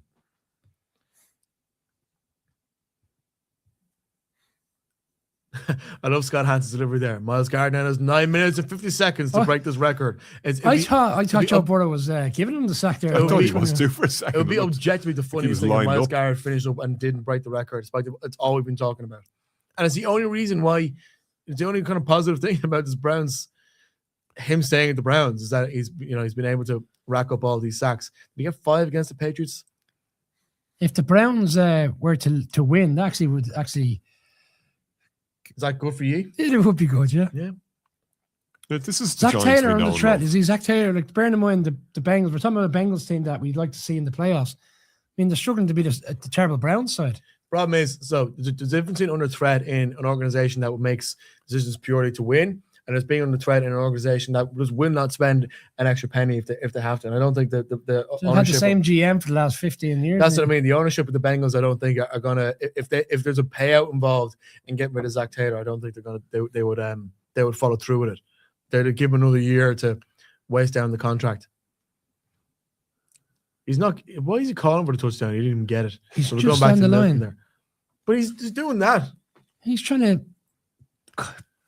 plant the seed into the umpires. You're not going to influence the call, and all scoring plays are reviewed anyway. They get video reviewed, so it doesn't matter what they call on the field. I don't know why you're trying to influence the refs there. From Giants fan Graham here. I can see Joe Burrow doing a Brett Favre with Garrett before this game is done. Just made that point. That's what I thought he was doing that first time round. Yeah. He turned around. But I don't think you're going to do that for a hated divisional rival, though. An in-state divisional rival at that. The Ohio Derby of all places. Nobody bets on the Ohio Derby. Are you mad, Graham? You mad? I'm getting that on a t-shirt at some point. Nobody bets. Nobody bets on We should just get those t-shirts printed up when we go to Santa Clara. It's great conversation. That's what I mean. Nobody expects Spanish Inquisition, and nobody bets on the Ohio Derby. I told Shane what t-shirt I want for Santa Clara, but he still hasn't delivered it yet. What do you want? The in-betweeners King is better than Tato. Oh, the full thing. I'm a Manhattan crisp man myself. Yeah, there's a whole crisp thing in the WhatsApp group that we just don't need to open up to the public here. Open up the crisps? We can open up the crisps at any stage, as long as they're not prawn cocktail. So Brian, by the way, is great whenever we're going on these trips to turn up to London games. Remember when I was in London the night anyway, and we turn up to the Vikings Jets. Was it last year? Yeah, last year. And he turns up and he gets off the plane and goes, "Oh, hiya, Shane," and takes out of his pocket 2 yolks of tea bags. I'm not drinking his English tea. I'm bringing my own tea. So we're not even putting a Ziploc bag. No, just Shane. Lovely Shane, tea. All I was doing was moving around the north of Dublin, and there's a whole lot of tea bags in the back over there. He's always well stocked. It was the one thing I forgot to bring last year. It was like, I can't wait for Brian to go doing up the list of equipment for Radio Row. And, top of the list. Yeah. Barry's tea. Brian, have you got your list done? I have. Yeah, Barry's tea.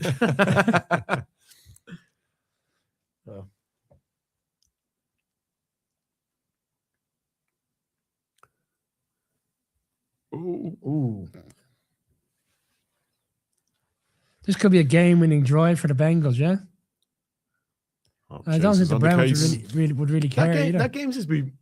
It just me, or is that game passing by us quite quickly? They haven't shown very much of it because But there's only 6 minutes left, and other games are only just entering the fourth quarter now. Some are still in the third. When you get a methodical drive, like the Seahawks last night on the opening drive, they took about 8 minutes off the clock of the first quarter. And then you're thinking to yourself, oh, it's grand, it's a late night, the game will be over a little bit earlier. So just on the Indianapolis Colts, it's the last time we're going to talk about them whilst they're playing. Does Riley Leonard, if he shows something today, people will be questioning the Phillip Rivers thing. You think about the Sauce Gardner trade. They've given up 2 first-round picks for that. Fair play to the Jets. The 8 wins, or 8-1, came into, their last win was in Germany, which is an incredible thing to think about. Jonathan Taylor playing so well, Danny Jones playing so well, and just a complete collapse in the second half of the season. What do you think they would learn from the post-mortem when they look back and look at the season and ask themselves what went wrong? Because I don't remember a collapse like this, and as much as the Daniel Jones injury has been a huge part of that, it kind of started before that, really. Daniel Jones, as well as the inconsistency at quarterback, is an injury-riddled quarterback. He's time and time again with the Giants, he was injured. And for all the success he was having earlier in the season, I think most people still felt... Touchdown Cowboys. Sorry. Most people still felt at some stage he's going to get injured. Yeah. And we saw signs of that in the game in Pittsburgh. Where they found out, wasn't it the Steelers that beat them badly? That's the game I was just about to allude to. Yeah. Yeah, like that was the game before they went to Germany. They went to Germany, and even though they were the better team, they didn't control situations. They look like the Cliff Kingsbury Cardinals. You remember the Cardinals used to 8-0? rip off 6 or 7 games at the end. They went 8-0 that season, and then they got figured out, and they were never the same again. That's what it's like. Interesting from Miles Garrett. Interesting from Tommy Boy. Dawson, Anthony Richardson's orbital fracture injury while training during the season. I imagine, like, do we think Anthony Richardson might end up coming back into that system, or does he have a future with Indy? Oh, has it happened? It happened. It has happened. Sorry. We waited to the first I got distracted. Irish NFL show watch along for Miles Garrett to achieve this success. Well, are you giving it to him, Connor? Miles Garrett just gotten the NFL sack record, all the players on top of him. Fair play to him. You stayed in Cleveland for this moment. You've taken the money so you can get the sack record and finish at what, 4-12, maybe 5-12. But after 17 games, does it carry as much weight as it would have? Well, like I said, I'll give it to him on the snap-by-snap basis because he's played the same number or fewer number of snaps per the season as TJ Watt or Michael Strahan did to get their record. So on a snap-by-snap basis, he does deserve it. Mm. For my money, a better player than either of the two of them. I have another theory on this one. Go on. We're not a year removed from when he was asking for a trade out of Cleveland because he said he wanted to go and win, not necessarily win the Super Bowl, but be challenging to be in the playoffs with a team that's going to put their best foot forward. And then, obviously, over the course of the few weeks, he changed his mind. He got the new contract. He alluded to the organization. Did Burrow kind of give that to him? I don't think he. Are you speculating? I think he was boxed up. I think. Yeah, no. I think the way he went down. I think Joe Burrow knew he was mincemeat anyway, so he took the sack. I don't like, as Josh Allen said a couple of weeks ago. Do you really want to be the quarterback who gets played in that highlight clip over and over again? Oh, that would be so unbelievable if he did that. But you don't want to be the quarterback who is memorialized as the person who was on the receiving end of that sack. That clip's going to be played over and over again right until Miles Garrett is inducted into the Hall of Fame, which he inevitably will be. I don't think Joe Burrow wants any part of that. We're into the fourth quarter in Panthers Bucks watch. Falcons driving. Colts driving again. Just Leonard. Texans going to Foxborough next week. That defense going after Drake May. Stop saying that. Stop saying. We could still be the 1 seed. Well, that defense doesn't look so mean this week. The Colts look to drop 30 on them tonight. We could still be the 1 seed. Talking it into existence, we are here, Shane. Yeah, but that Texans defense looks gettable based on how they're playing today. Bear in mind, and then they're gonna come back with a vengeance next week and have, a few weeks ago they struggled at home. They struggled at home against the Raiders. This is where regression to the mean is not your friend. Right here. They played against the Raiders at home a few weeks ago, and the Raiders gave them everything as well. Like, they nearly lost that game, took a late field goal. They haven't been as compelling at home the last few weeks, so maybe it's no surprise that the Colts are playing up against them.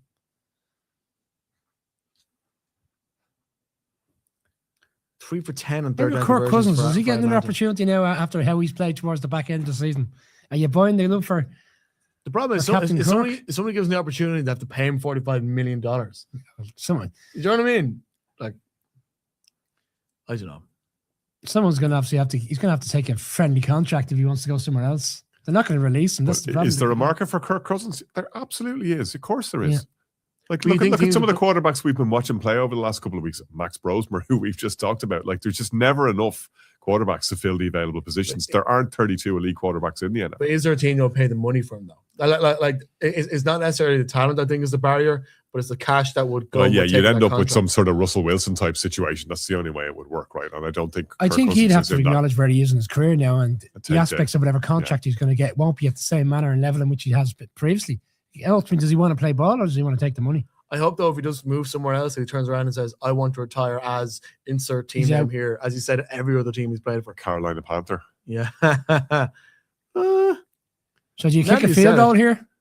Oh, he's going to get in trouble now for giving out to the umpire. I don't know how much cap space the Panthers would have, though. He's well out. I don't know why he's out. He's saying he was interfered with. Oh. I'm sorry. He was saying that there's pass interference. Let me just rephrase that.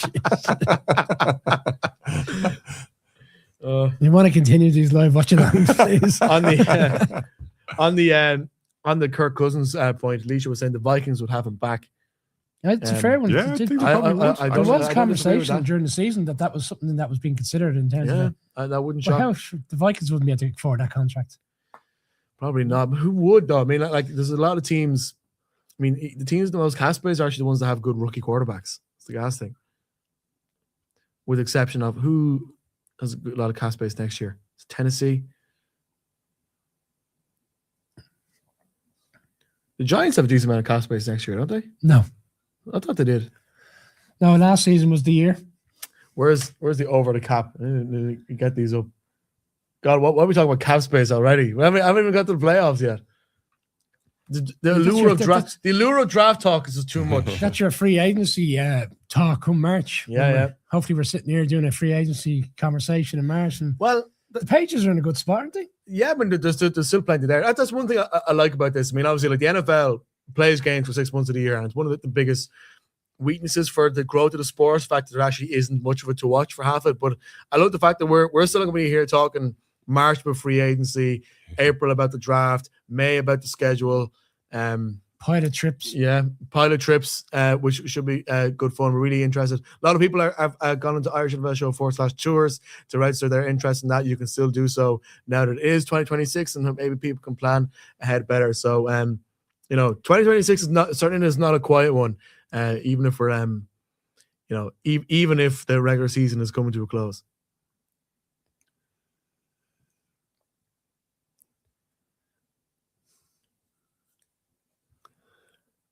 Taking the field goal here by the Falcons, yeah. The Falcons are This taking is the going field to come goal. down to a late drive, isn't it? This is what it feels like. A Saints He's coming from walk-off touchdown. 36 yards. Nice little chip shot. Got it. And the Falcons take a 6-point lead. Or the Panthers take a 6-point lead over the Bucks in the shadow boxing match. Late It's like the touchdown Cold drive, War. Charlie Smith's to kick the winning extra point. That would be amazing. Even like a winning field goal in overtime. Who knows? The freedom of Tampa. The honorary Irishman gets the freedom of Tampa. Apparently they have a very good St. Patrick's Day in Tampa, so I'm told. Or in St. Petersburg. You should visit and let us know how you get on. What? Florida? No, just head off to Tampa for St. Patrick's Day and let us know how you get on. Is there expenses on that or something? The Irish NFL show cost model. Make sure you bring the Barry's tea. I don't believe the tea is very good in Tampa. The St. Patrick's Day parade is very good, but you want to bring the Barry's with you. To bring the good tea to Tampa. Connor doesn't know what he's let himself in for now when we hit San Francisco next month for the Super Bowl. Spending the entirety of the week with me. You hear the kettle going all night long. Yeah, that's a big thing to worry about is all the late night tea drinking.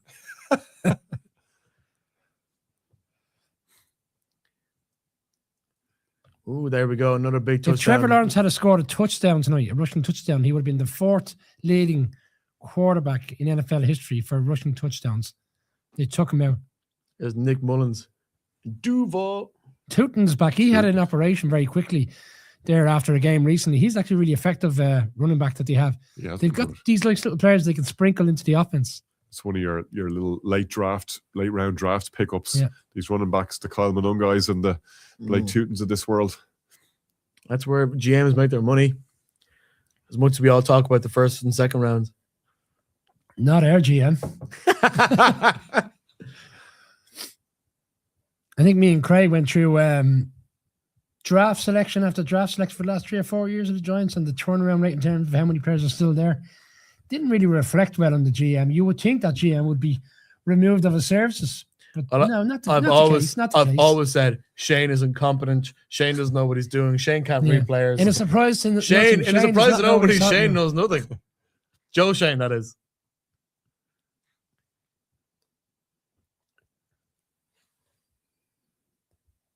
Oh, Packers Vikings, are they still playing? Believe it or not, yes, I've barely come on. I do like I think the Vikings are wearing some sort of throwback style jersey. One of the better jersey combinations I think the Vikings have. That's about as much as I can really add to this game. We've seen so little of it. The Packers have had no offense whatsoever. Clayton Tune. Can't carry a tune. Here's Clayton Tuneless. That's the headline. Here's the team stats on this Vikings-Packers game.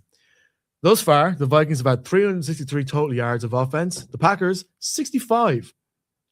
Minus 19 passing yards, 84 rushing yards, averaging sorry, there's 23 first downs in Minnesota to 8 in favor of the Packers. So, interested to sort of they're just not getting a tune out of Clayton Tune. Now, are we heading to the witching hour? This is it. I'm waiting for Scott Hansen to say it. It's not officially the witching hour until Scott Hansen actually says it. I can hear the music though. It's coming. Call our own witching hour. Can we not call our own witching hour? Are we not allowed to witch? No, it's been called anyway. Like, it's a moot point. It's not like we're like CNN trying to call states in its general election, and like CBS might have a different calling for Pennsylvania or something. Scott Hansen is the authority on the witching hour. We shall wait for. So should we not call like the Irish NFL show Hot Zone? Hot Zone. If we're sponsored by like Frank's Hot Sauce or something, maybe. I don't know. The Hot Zone. The Green Zone. That's what Tom Coughlin used to call the Red Zone. He never referred to it as the Red Zone. Why did you call it the Green Zone? Because Tom Coughlin is different. You had to be in the facilities and in attendance 5 minutes before the real time. So he set his clocks 5 minutes early. So he didn't live off the real world's clock time. He lived off his clock plus 5 minutes. So and if you weren't on time to his clock, you were fined. That's the truth. Is that the whole Roy Keane thing? If you're not early or late, is that kind of realm? I think the whole point was you get yourself into a. But why the Green Zone? I don't get. What's the point? He referred to the Red Zone as the Green Zone. Did you think it's a golf course? In the Green Zone was that his thing? We never really delved too much into it because I didn't really have to. Because when the Giants were in the Green Zone, they tend to score under Tom Coughlin in the glory days. As in green, because you're making money in the zone. In 2 specific playoff runs. For the rest of that era, a bit more inconsistent. The same way that the Florida Marlins, only made 2 playoffs in their history, but they won the World Series both times. You take it, wouldn't you? Oh yeah. In fairness, I'd like the Tim Hurlers. Do nothing for half a decade and still pick off a couple of All-Irelands. If Kieran Donovan is watching, we could always refer to the Tipperary Cork All-Ireland final if you want to get into. What, as in? We're talking about. So if we're doing some sort of like comparison, Cork collapsed like the Giants against the Broncos. That one. I was thinking more. Just going down that road. Look, the amount of double-digit leads that the Giants had. Look at what the Colts season as it was a collapse like the Cork second half. Look at the amount of games which the Giants are throwing away. We're Cork in the All-Ireland final. They're going in at half-time, up by 6 points. Everything's rosy. Kieran's on holidays. Well, everything was not rosy in the Cork dressing room, if you believe the oral history of that particular locker room. There's been some interesting stories come out of it. Other storylines we did not expect to cover as part of our first NFL Red Zone. Cork losing the All-Ireland. I know. Now, you have to keep in the back pocket about Packers offense, and here's your opportunity. Oh, here we go. Yeah, they're not putting Jordan Love on, are they?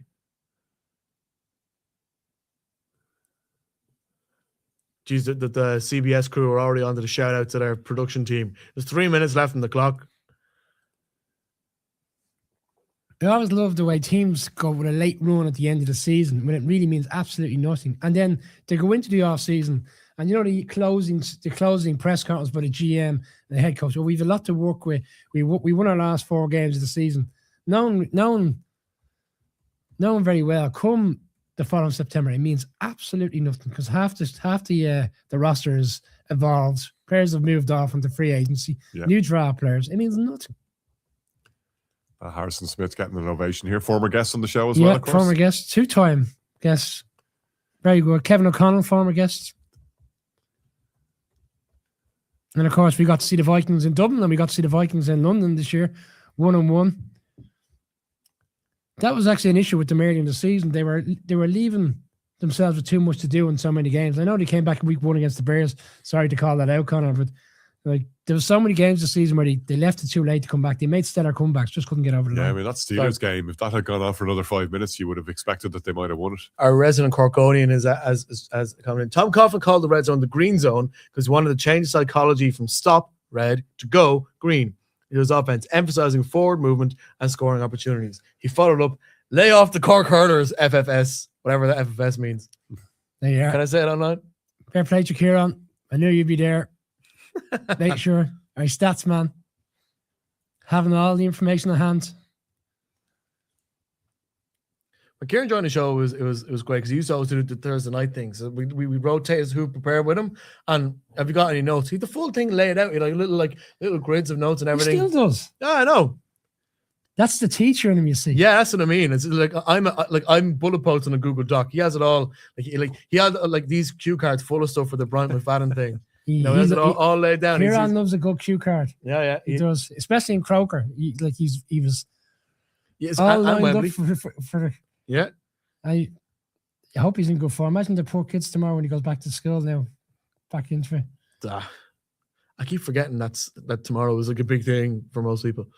Oh, wasn't that for you? Why you? Well, I was in work Friday, so I'm already warmed up. We all were. I'm back in. They asked me onto the work podcast to talk about Timothée Chalamet. You ever watch anything with Timothée Chalamet in it? No. Yeah, obviously, yeah.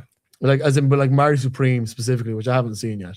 Oh, someone about the table tennis looks good. But like obviously, like I laid out the NFL playoffs first. You got to see the Willy Wonka film. The remake of Willy Wonka with him was really good. I didn't see that. No, you haven't seen June.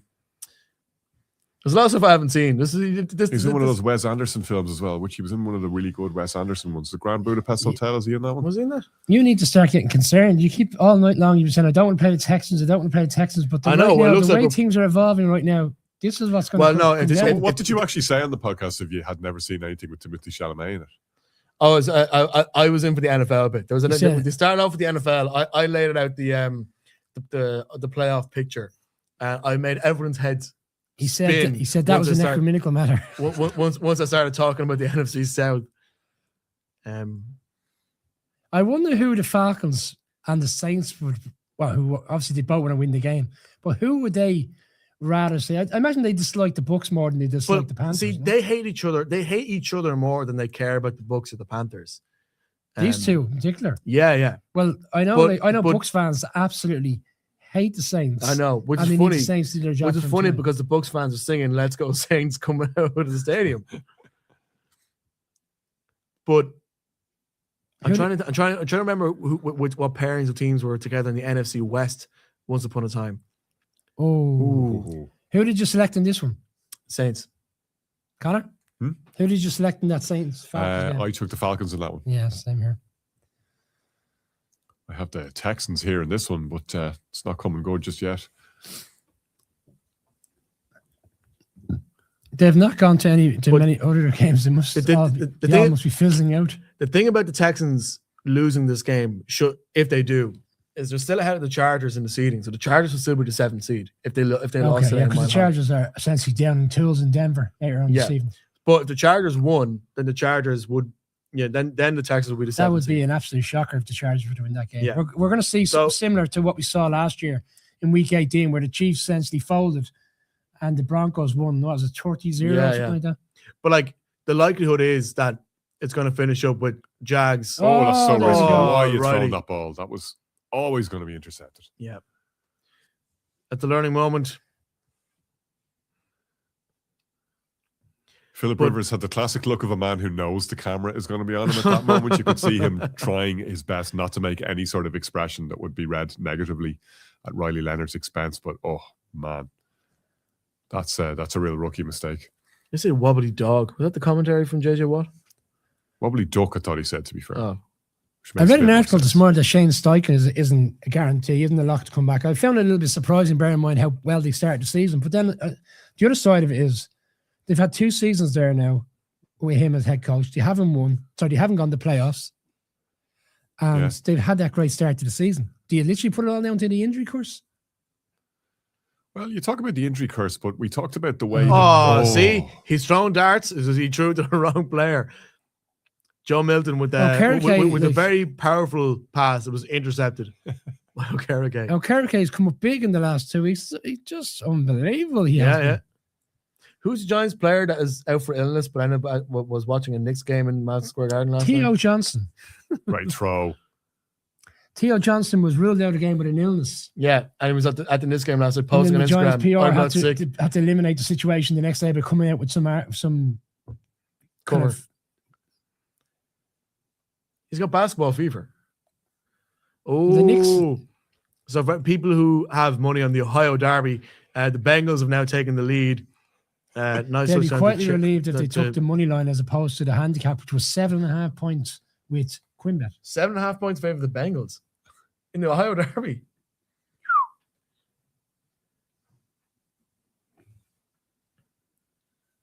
Yeah, does Davis Mills get the job done, or are they relying on another field goal? So, as it stands, it looks like we're heading to Jacksonville versus Houston next week. That's Potentially on Monday Night for Football. the neutral. That's a Potentially great game. Potentially on Monday Night Football. Kieran Boyle will If- not if be the happy Patri- to hear that news. If the Patriots get the Chargers, that's the result I want. If we get the Bills, which is also possible because the Chargers have had to head over the Bills could be the 7th seed if they lost today to the Jets, which just isn't happening. I would take that. It's the AFC South teams that I think are the trickier. 2-point attempt here for Cincinnati. Broke it up. So 1 point lead. And a kick to put Texans. 1 point lead, though, was significant because if the Browns were to drive down now, they could be kicking a game-winning field goal as opposed to sticking it into overtime. Yeah, So that's why they were going for 2. There's 11:15 left in that game when Houston first and goal for the Giants. Oh, this will put the game away. This is what you... It's almost too delicious. This will put the number 2 pick away.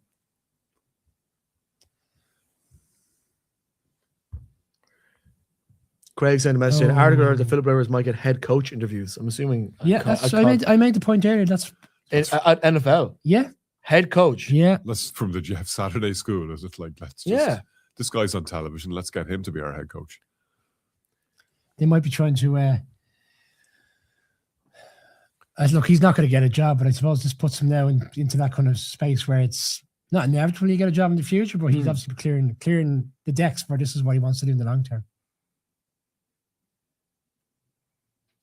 Oh, he's running, and he's pushed it in with the maul. What's your opinion on that kind of maul play? Was that should that play have been called dead from the moment? Of Brian is the man motion? you want to ask here. Brian has very strong feelings. That's why I'm bringing it up. That's why I'm bringing it up. Like I'm in favor. Look, I think Devin Singletary did not score that touchdown. The Maul scored that touchdown. I like the Dart maul. Maul. I don't like the Maul. I like the maul. No, the only Maul you should like is the one you're going to be shopping around in San Dundrum. Francisco. No, I can't stand it. I'm not a shopper. That's Ben not as and bad. Craig are the That's not shoppers. as bad as what we've seen. But there was one there a couple of weeks ago. It was the Steelers Bills game. Yeah. Do you remember that kind of Josh Allen was stopped at the 4-yard line and he was literally dragged into the end zone? Yeah, I like the maul. I don't know why we're all. You're Paul Blart Mall cop. You want to be Mall to be gone. But at what point then do you stop it? You're just. It's one of those ones again, which I don't know if there's an easy win here, because if you say it's gone at the first effort. Yeah, but I don't want to completely stop it dead as soon as like a stop of, because then you could say that as soon as the player is in a tackle that he plays over, and then you're not going to get players breaking. Yeah, I'd rather keep the motion in the game. I mean, the game is quite rigid as it is. Also gives you the opportunity as a defender to rip the ball away. So exactly, yeah, I do enjoy that aspect of it. Like, you just got to get better at defending it. Saints here with a chance to keep things interesting. 5 minutes left on their own 30-yard line. 2nd and 5. Come on, Shook and co. Estimate, nice. And we said it was inevitable this game would come down to a last drive. One way or the other. The way it was playing out, the Falcons couldn't put it away. 2-minute warning. Both teams have 3 timeouts. We got plenty of football to play here. In the most consequential game of the afternoon. Put your bean on somebody. That's a great expression. I want to hear that in Santa Clara now. I want to see you guys putting your bean on somebody.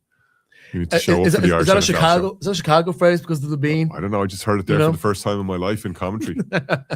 Well, Boston is the bean town, right? So surely it's a Boston expression. Put your bean on somebody. Yeah. Did you smart pack? Smart pack. Go out there, put your bean on somebody. I'm not bringing head, body, head. So if we are doing the Patriots watch along, we have to be there in the Patriots jerseys. In our Boston accent.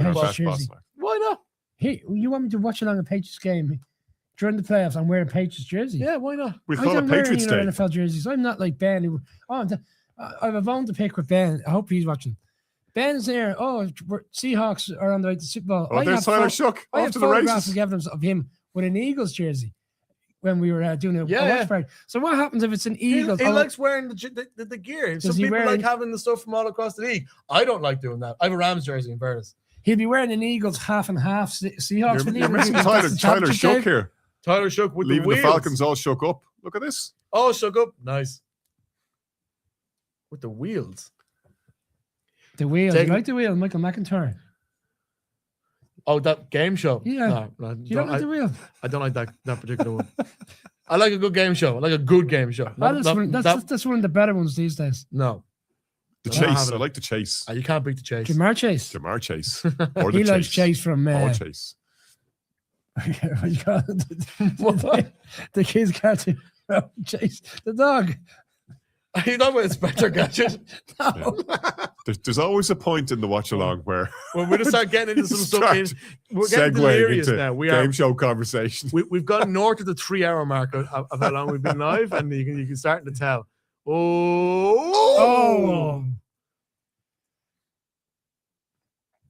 But that's what I mean. That's a pass where you're allowing your receiver to make a play. You don't see Bryce Young doing that as often to do Tyler Shook. No, 100%. Paw Patrol. Thanks, Craig. And Graham. I don't watch Paw Patrol. There we go. Paw Patrol is not in my, like... Well, you were the younger generation. I thought you'd be into that. No, if it's not bananas and pajamas, I don't want to hear about it. Bananas? A banana man? It's funny, I referenced bananas and pajamas. I actually don't remember anything from it. You don't remember the theme song. I had a very catchy theme song. Bananas in pajamas. Come Oh, it's a pig! Oh, speaking of running down the stairs. Oh, no. And it's coming all the way back. Shook has to make the tackle. Oh, no, he doesn't. Right, 3:14. The Falcons they've got 3 timeouts. The Falcons, in all likelihood, it's still there. Minimum get a field goal It's here. still there for Kirk Cousins to bottle this. No. It's still there. You've got now. Kirk Cousins could throw short of the sticks 3 times here. It's well within If his the Falcons play this correctly, they can have the Saints use their timeouts.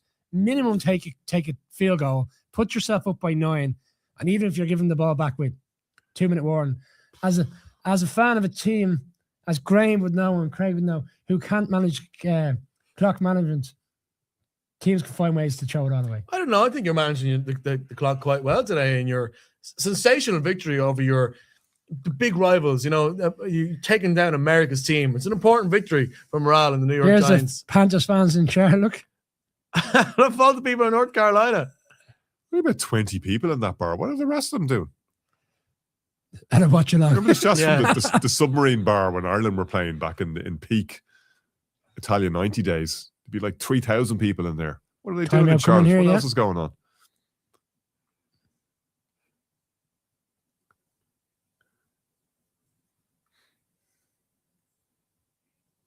There's still quite a bit of time left in this game, though. Yeah, there's 8 minutes 20 left, and Colts are only 2 points behind. They're definitely playing to win. They're not arsing around here.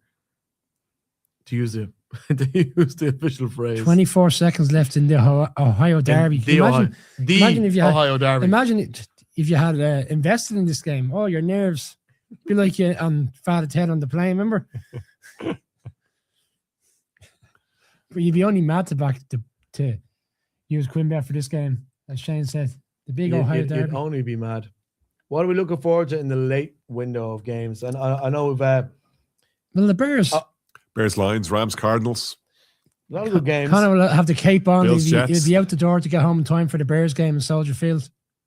Patriots, Dolphins. So this is a big one. Patriots, Dolphins. That's, Quinn Ewers could come in. Look, he's going for shake for things it up. all. Oh! Patriots going up the 3rd seed. Shadura throws a lovely deep ball. We talk about Drake May's deep ball. Shadura's got an arm on him. He does, in fairness. This is a good throw. I almost wonder whether he spends so much time practicing that, though, that he actually misses some of the more basic stuff, that he practices the superstar stuff really well.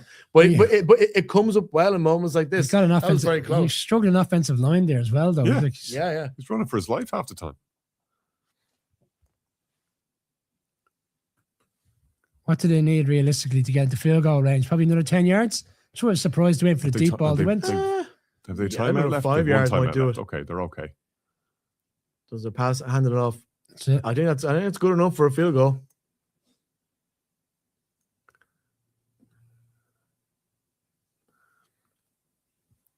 Good stop there, but it was still only 20 yards out. Exactly what I said would happen. They made sure make sure they can take that field goal and just waste the clock.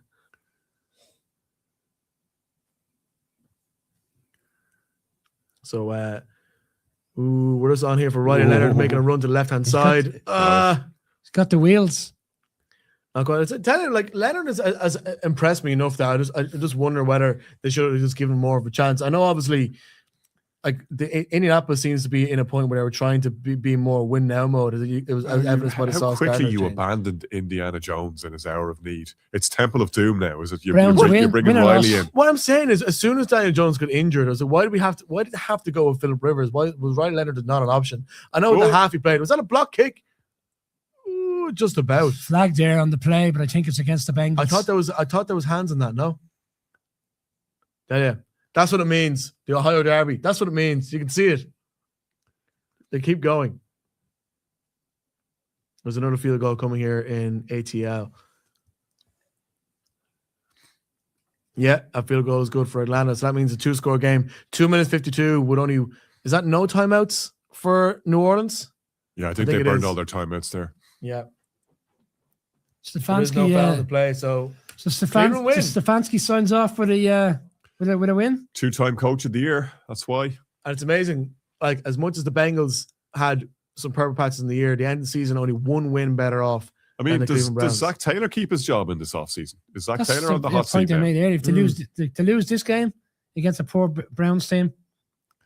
I mean, the Browns, God bless them, are the original berserker team down the stretch here. Like, they have just upended the AFC North. They beat the Steelers last week. Yeah, they're after they beat the Packers back in that crazy early start to the season as well. Like, they've caused quite a lot of chaos around them. They have.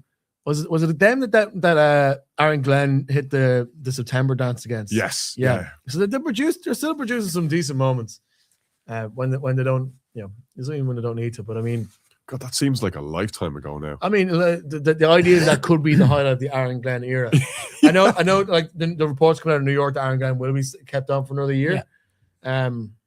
So obviously your New York connections, which makes it sound like you're actually in the Sopranos, which I don't necessarily mean. But you would know this better. Like, do you think the Jets are better off keeping Aaron Glenn because their good November has been different, but it seems that the players and even just the level that they've been fighting this year seems to be completely dropped off in December. It's been unusual. I think they need to give. It's the old catchphrase. Give them their opportunity to draft their quarterback, isn't it? Yeah. Mendoza. Or who's the guy for Vandy? Isn't he the consensus second quarterback off the draft board? I can see my draft preparation. Moore in Oregon. Moore in Oregon is the next one up, and they're in the semi-final now against Ole Miss. It's Ole Miss, yeah. Great college football Final Four. That's what people were saying last week. The better he performs in the playoffs, the higher he goes. And therefore you're not just into that one-way conversation about Mendoza. You're then into that conversation where whoever's selecting second or third will be satisfied taking him.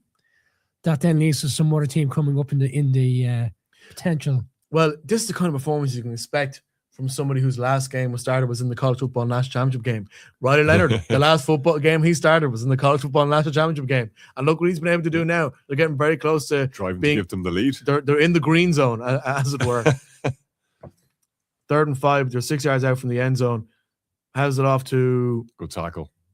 Yeah, it was a good tackle. You extended it enough, though. Do you take the field goal here if you're Indy? If you take the field goal, you're 30-29 up. So... No. You go for it. You think you go for it? Well, you got the Texans backed up. Yeah, I suppose you would. The Texans are... I mean, end of the season, you're going to get the ball back another time doing, anyway. really? You're going to get the ball back again.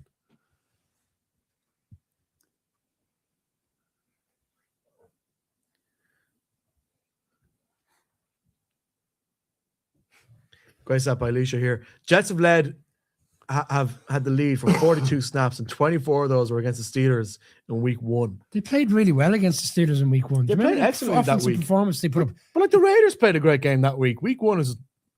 I know, it's a write-off, but they did. Like, Justin Fields had a really great game. For the Jets, Brees Hall was shot out of a cannon. Yeah. Looked like they had the game. There was two key fumbles in the fourth quarter. One off the punt And then there was another one when it looked like they were driving to win the game. That changed. That changed. Yeah, the whole game. usually. So yeah. Will the Jets get their first interception of the season against the Bills tonight? That's the big one. Has a team ever gone the whole way through a season without getting one interception? Well, sure. The fact that we've gone 16 games without getting one interception it should be enough for a Connor, isn't that right? So Yes, that's all that really counts. The first 16 games. It is a good point. I can't think of anybody, and I have to look it up for somebody who's gone that far without getting a single It's hard to interception. imagine that you couldn't even have gotten one of them jammy ones where the ball gets tipped and it's up in the air. Kirk Cousins, against the Saints earlier on. Like something we just gets thrown directly in the faces of the big man. And it's not like the Jets defense has been. They played Tua Tagovailoa twice as well. Yeah, that's very true. If What's the challenge flag if the coming in Panthers inevitably get this playoff game, and it looks like now, is Todd Bowles under pressure? So, think sorry, he is, yeah. Leisha and Craig have come in with the stats. Leisha, no, they'd be the first. No other team has less than 5 this season. And Craig, it's an NFL record. Since they were tracked in 1933, no team has not had at least one during the season.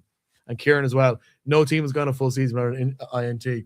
But like you hire Aaron Glenn, the hottest defensive coach on the coaching carousel, and you end up turning out a defense that had, serious collection of talent that doesn't manage a single pick a whole season. And it's a weird thing with Aaron Glenn is that I don't know what he's necessarily added to the Jets, but we know what he's taken out of Detroit.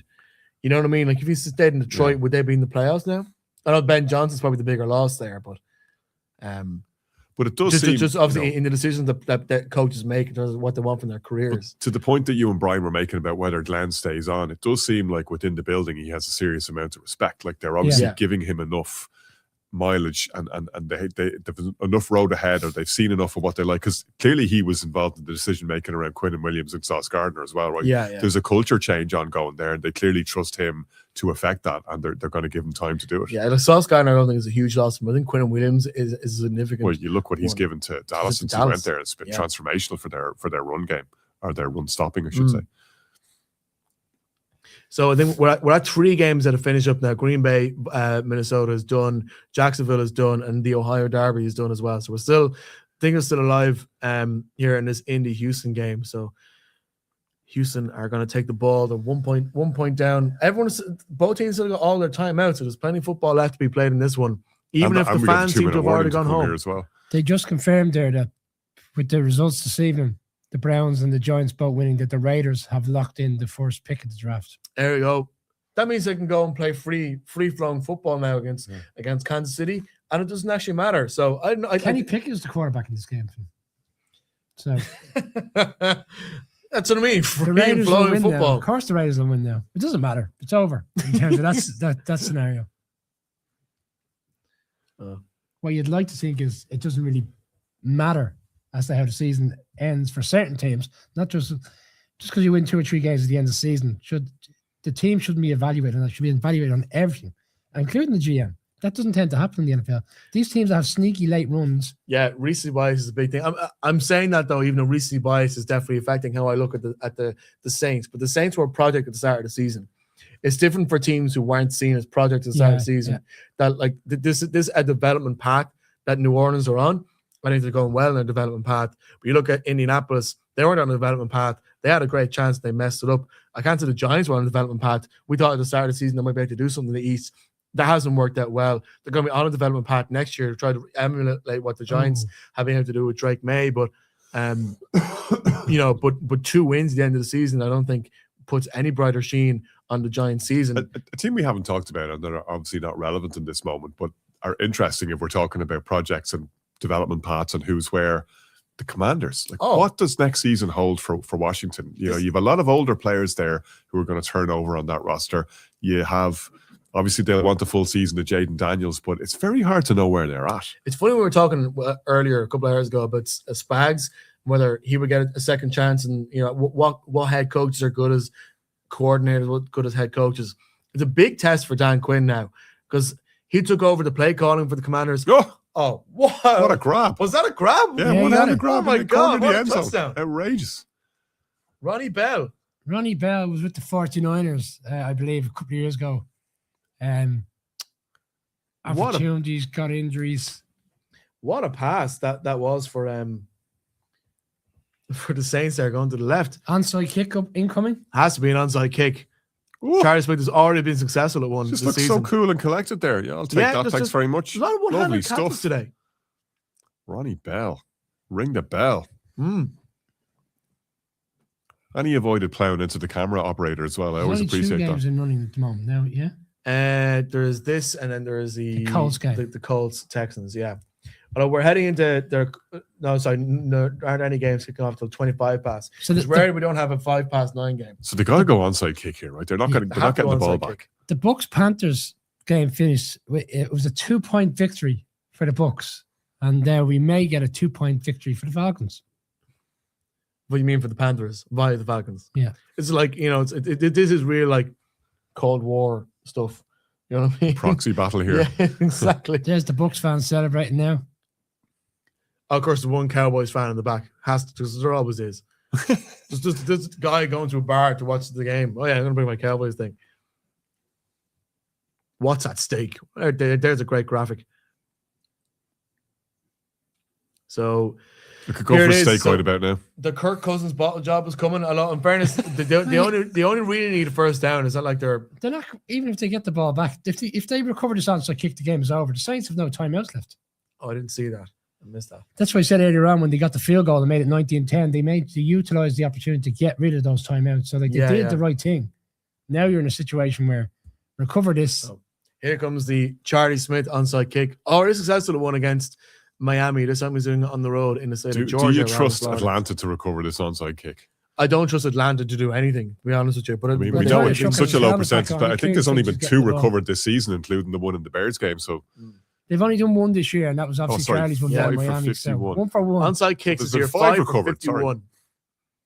Oh, the Saints are 1 for 1. Yeah. Interesting. Come on.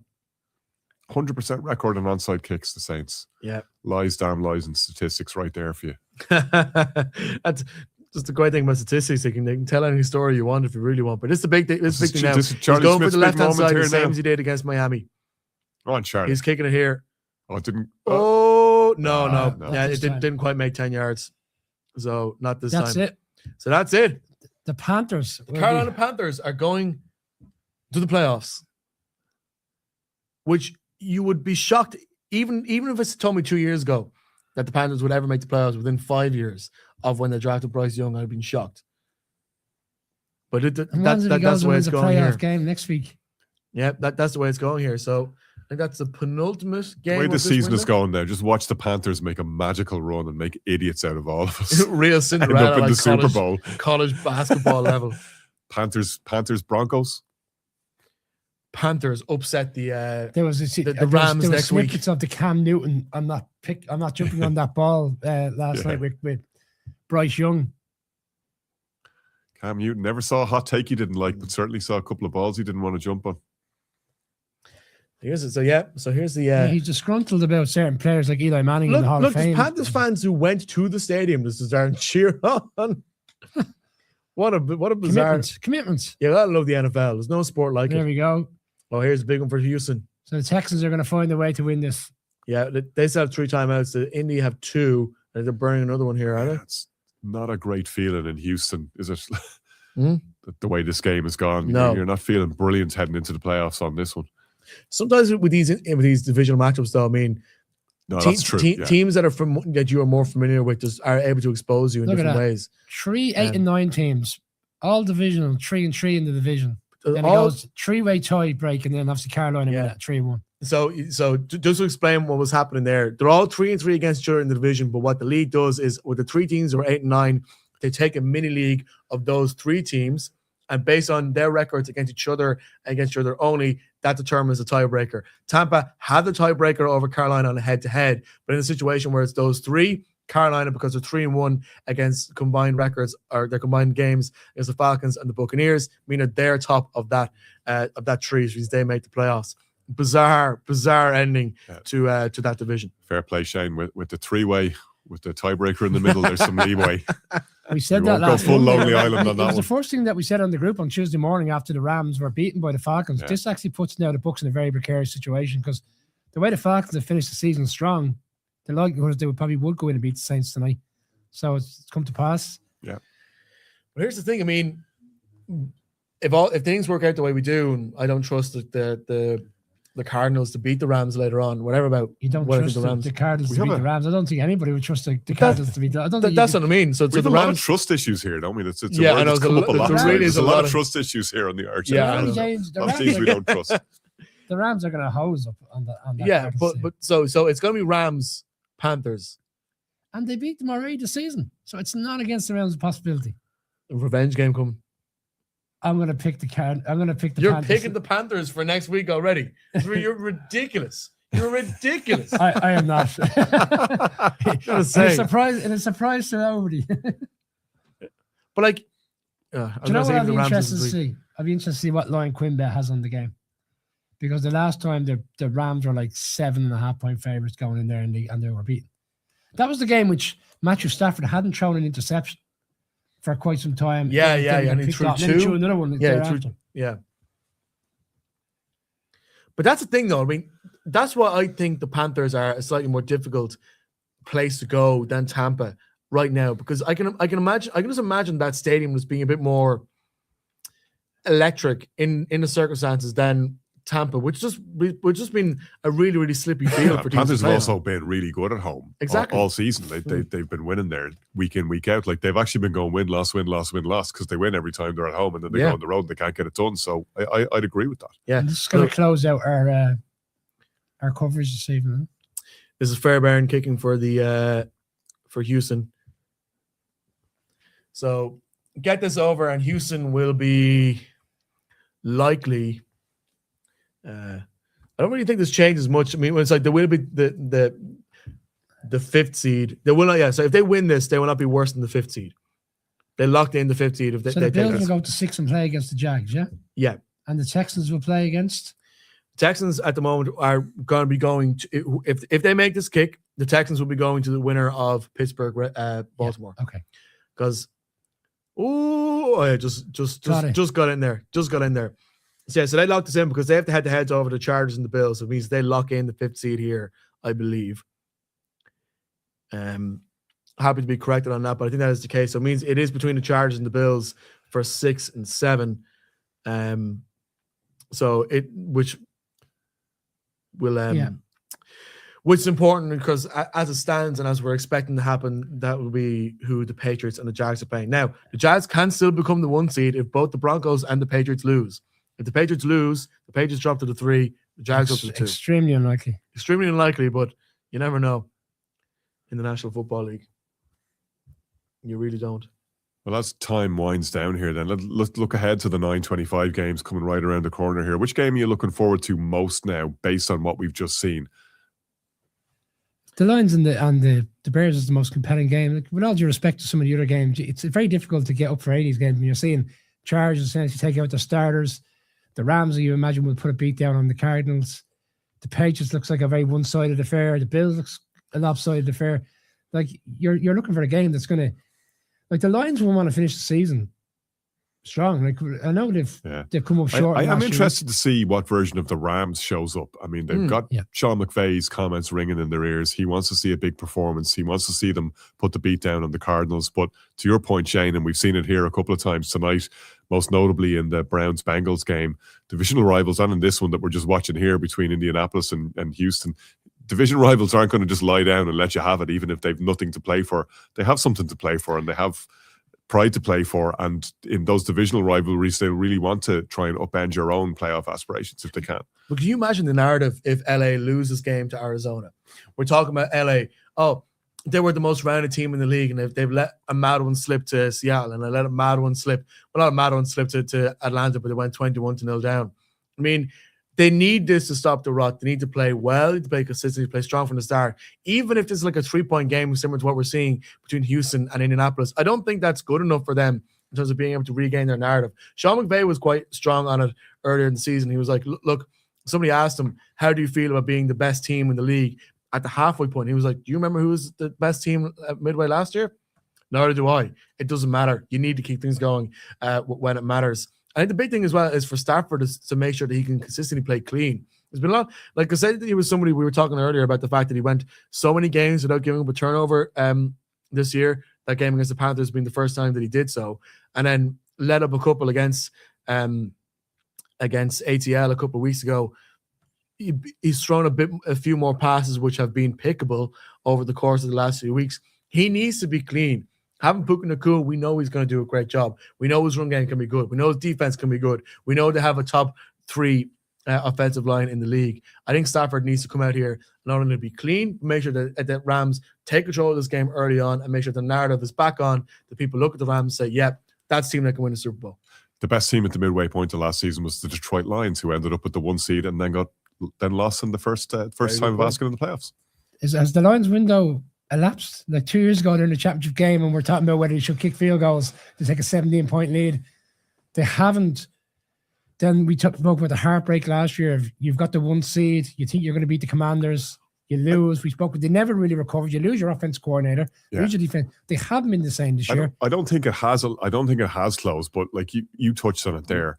We at the start of the season said we were concerned about the loss of the 2 coordinators and what that was going to do to them. Then they seem to get past that, particularly on the offensive side. Touchdown for Houston. That's crazy. Rumbling into the end zone. Does that mean they covered the line out of interest? Spread? Yeah. I think they did. They didn't. Did they? No, it was 10 and a half. 10.5, were they? And of course great way to finish. That's a nice way for them to end the season, in fairness to them. Yeah. I think, listen, kudos to the Colts, kudos to Ryan Leonard in particular, but they do fall to 8 and 9 instead of 9 and 8. Yeah, Ryan Leonard did himself no bad turns at all there. I thought he had a really good game. Whoops. Yeah, that's the danger with the threw it back. Ladder. Nice offload. Lovely offload. He was making sure he was going in for that bonus. Unbelievable. Look, was that an offload or did he cough it up? I thought he flicked it back to him. Bounce up towards him. There we go. Who doesn't love a big man touchdown? TD. There we go. Everyone loves a big man touchdown. What a great way to finish. You didn't expect a touchdown like that to finish out our coverage. Yeah. D'Amico Ryans celebrates on the sidelines there for the Houston Texans. He's a good coach. I like him. They head to the playoffs for the 3rd year in a row. That's a team when he took over who didn't have particularly high hopes. That was a project, Shane, in season 1. They went to the playoffs that very season. They went back there last season. They're in there again this season too. That's the playoff picture there that they're just showing on Red Zone. That's us for the Irish NFL show for our first ever Red Zone watch along. Thanks so much to everybody for joining us. Stay with us for all of our playoff coverage. We'll be back here at Greco Studios. And thanks to everyone at Freeform Media and Greco for laying out the red carpet for us tonight, or actually the green turf carpet as it is technically. We've had a great time. I hope you've enjoyed watching along with us. We'll be back with you very soon.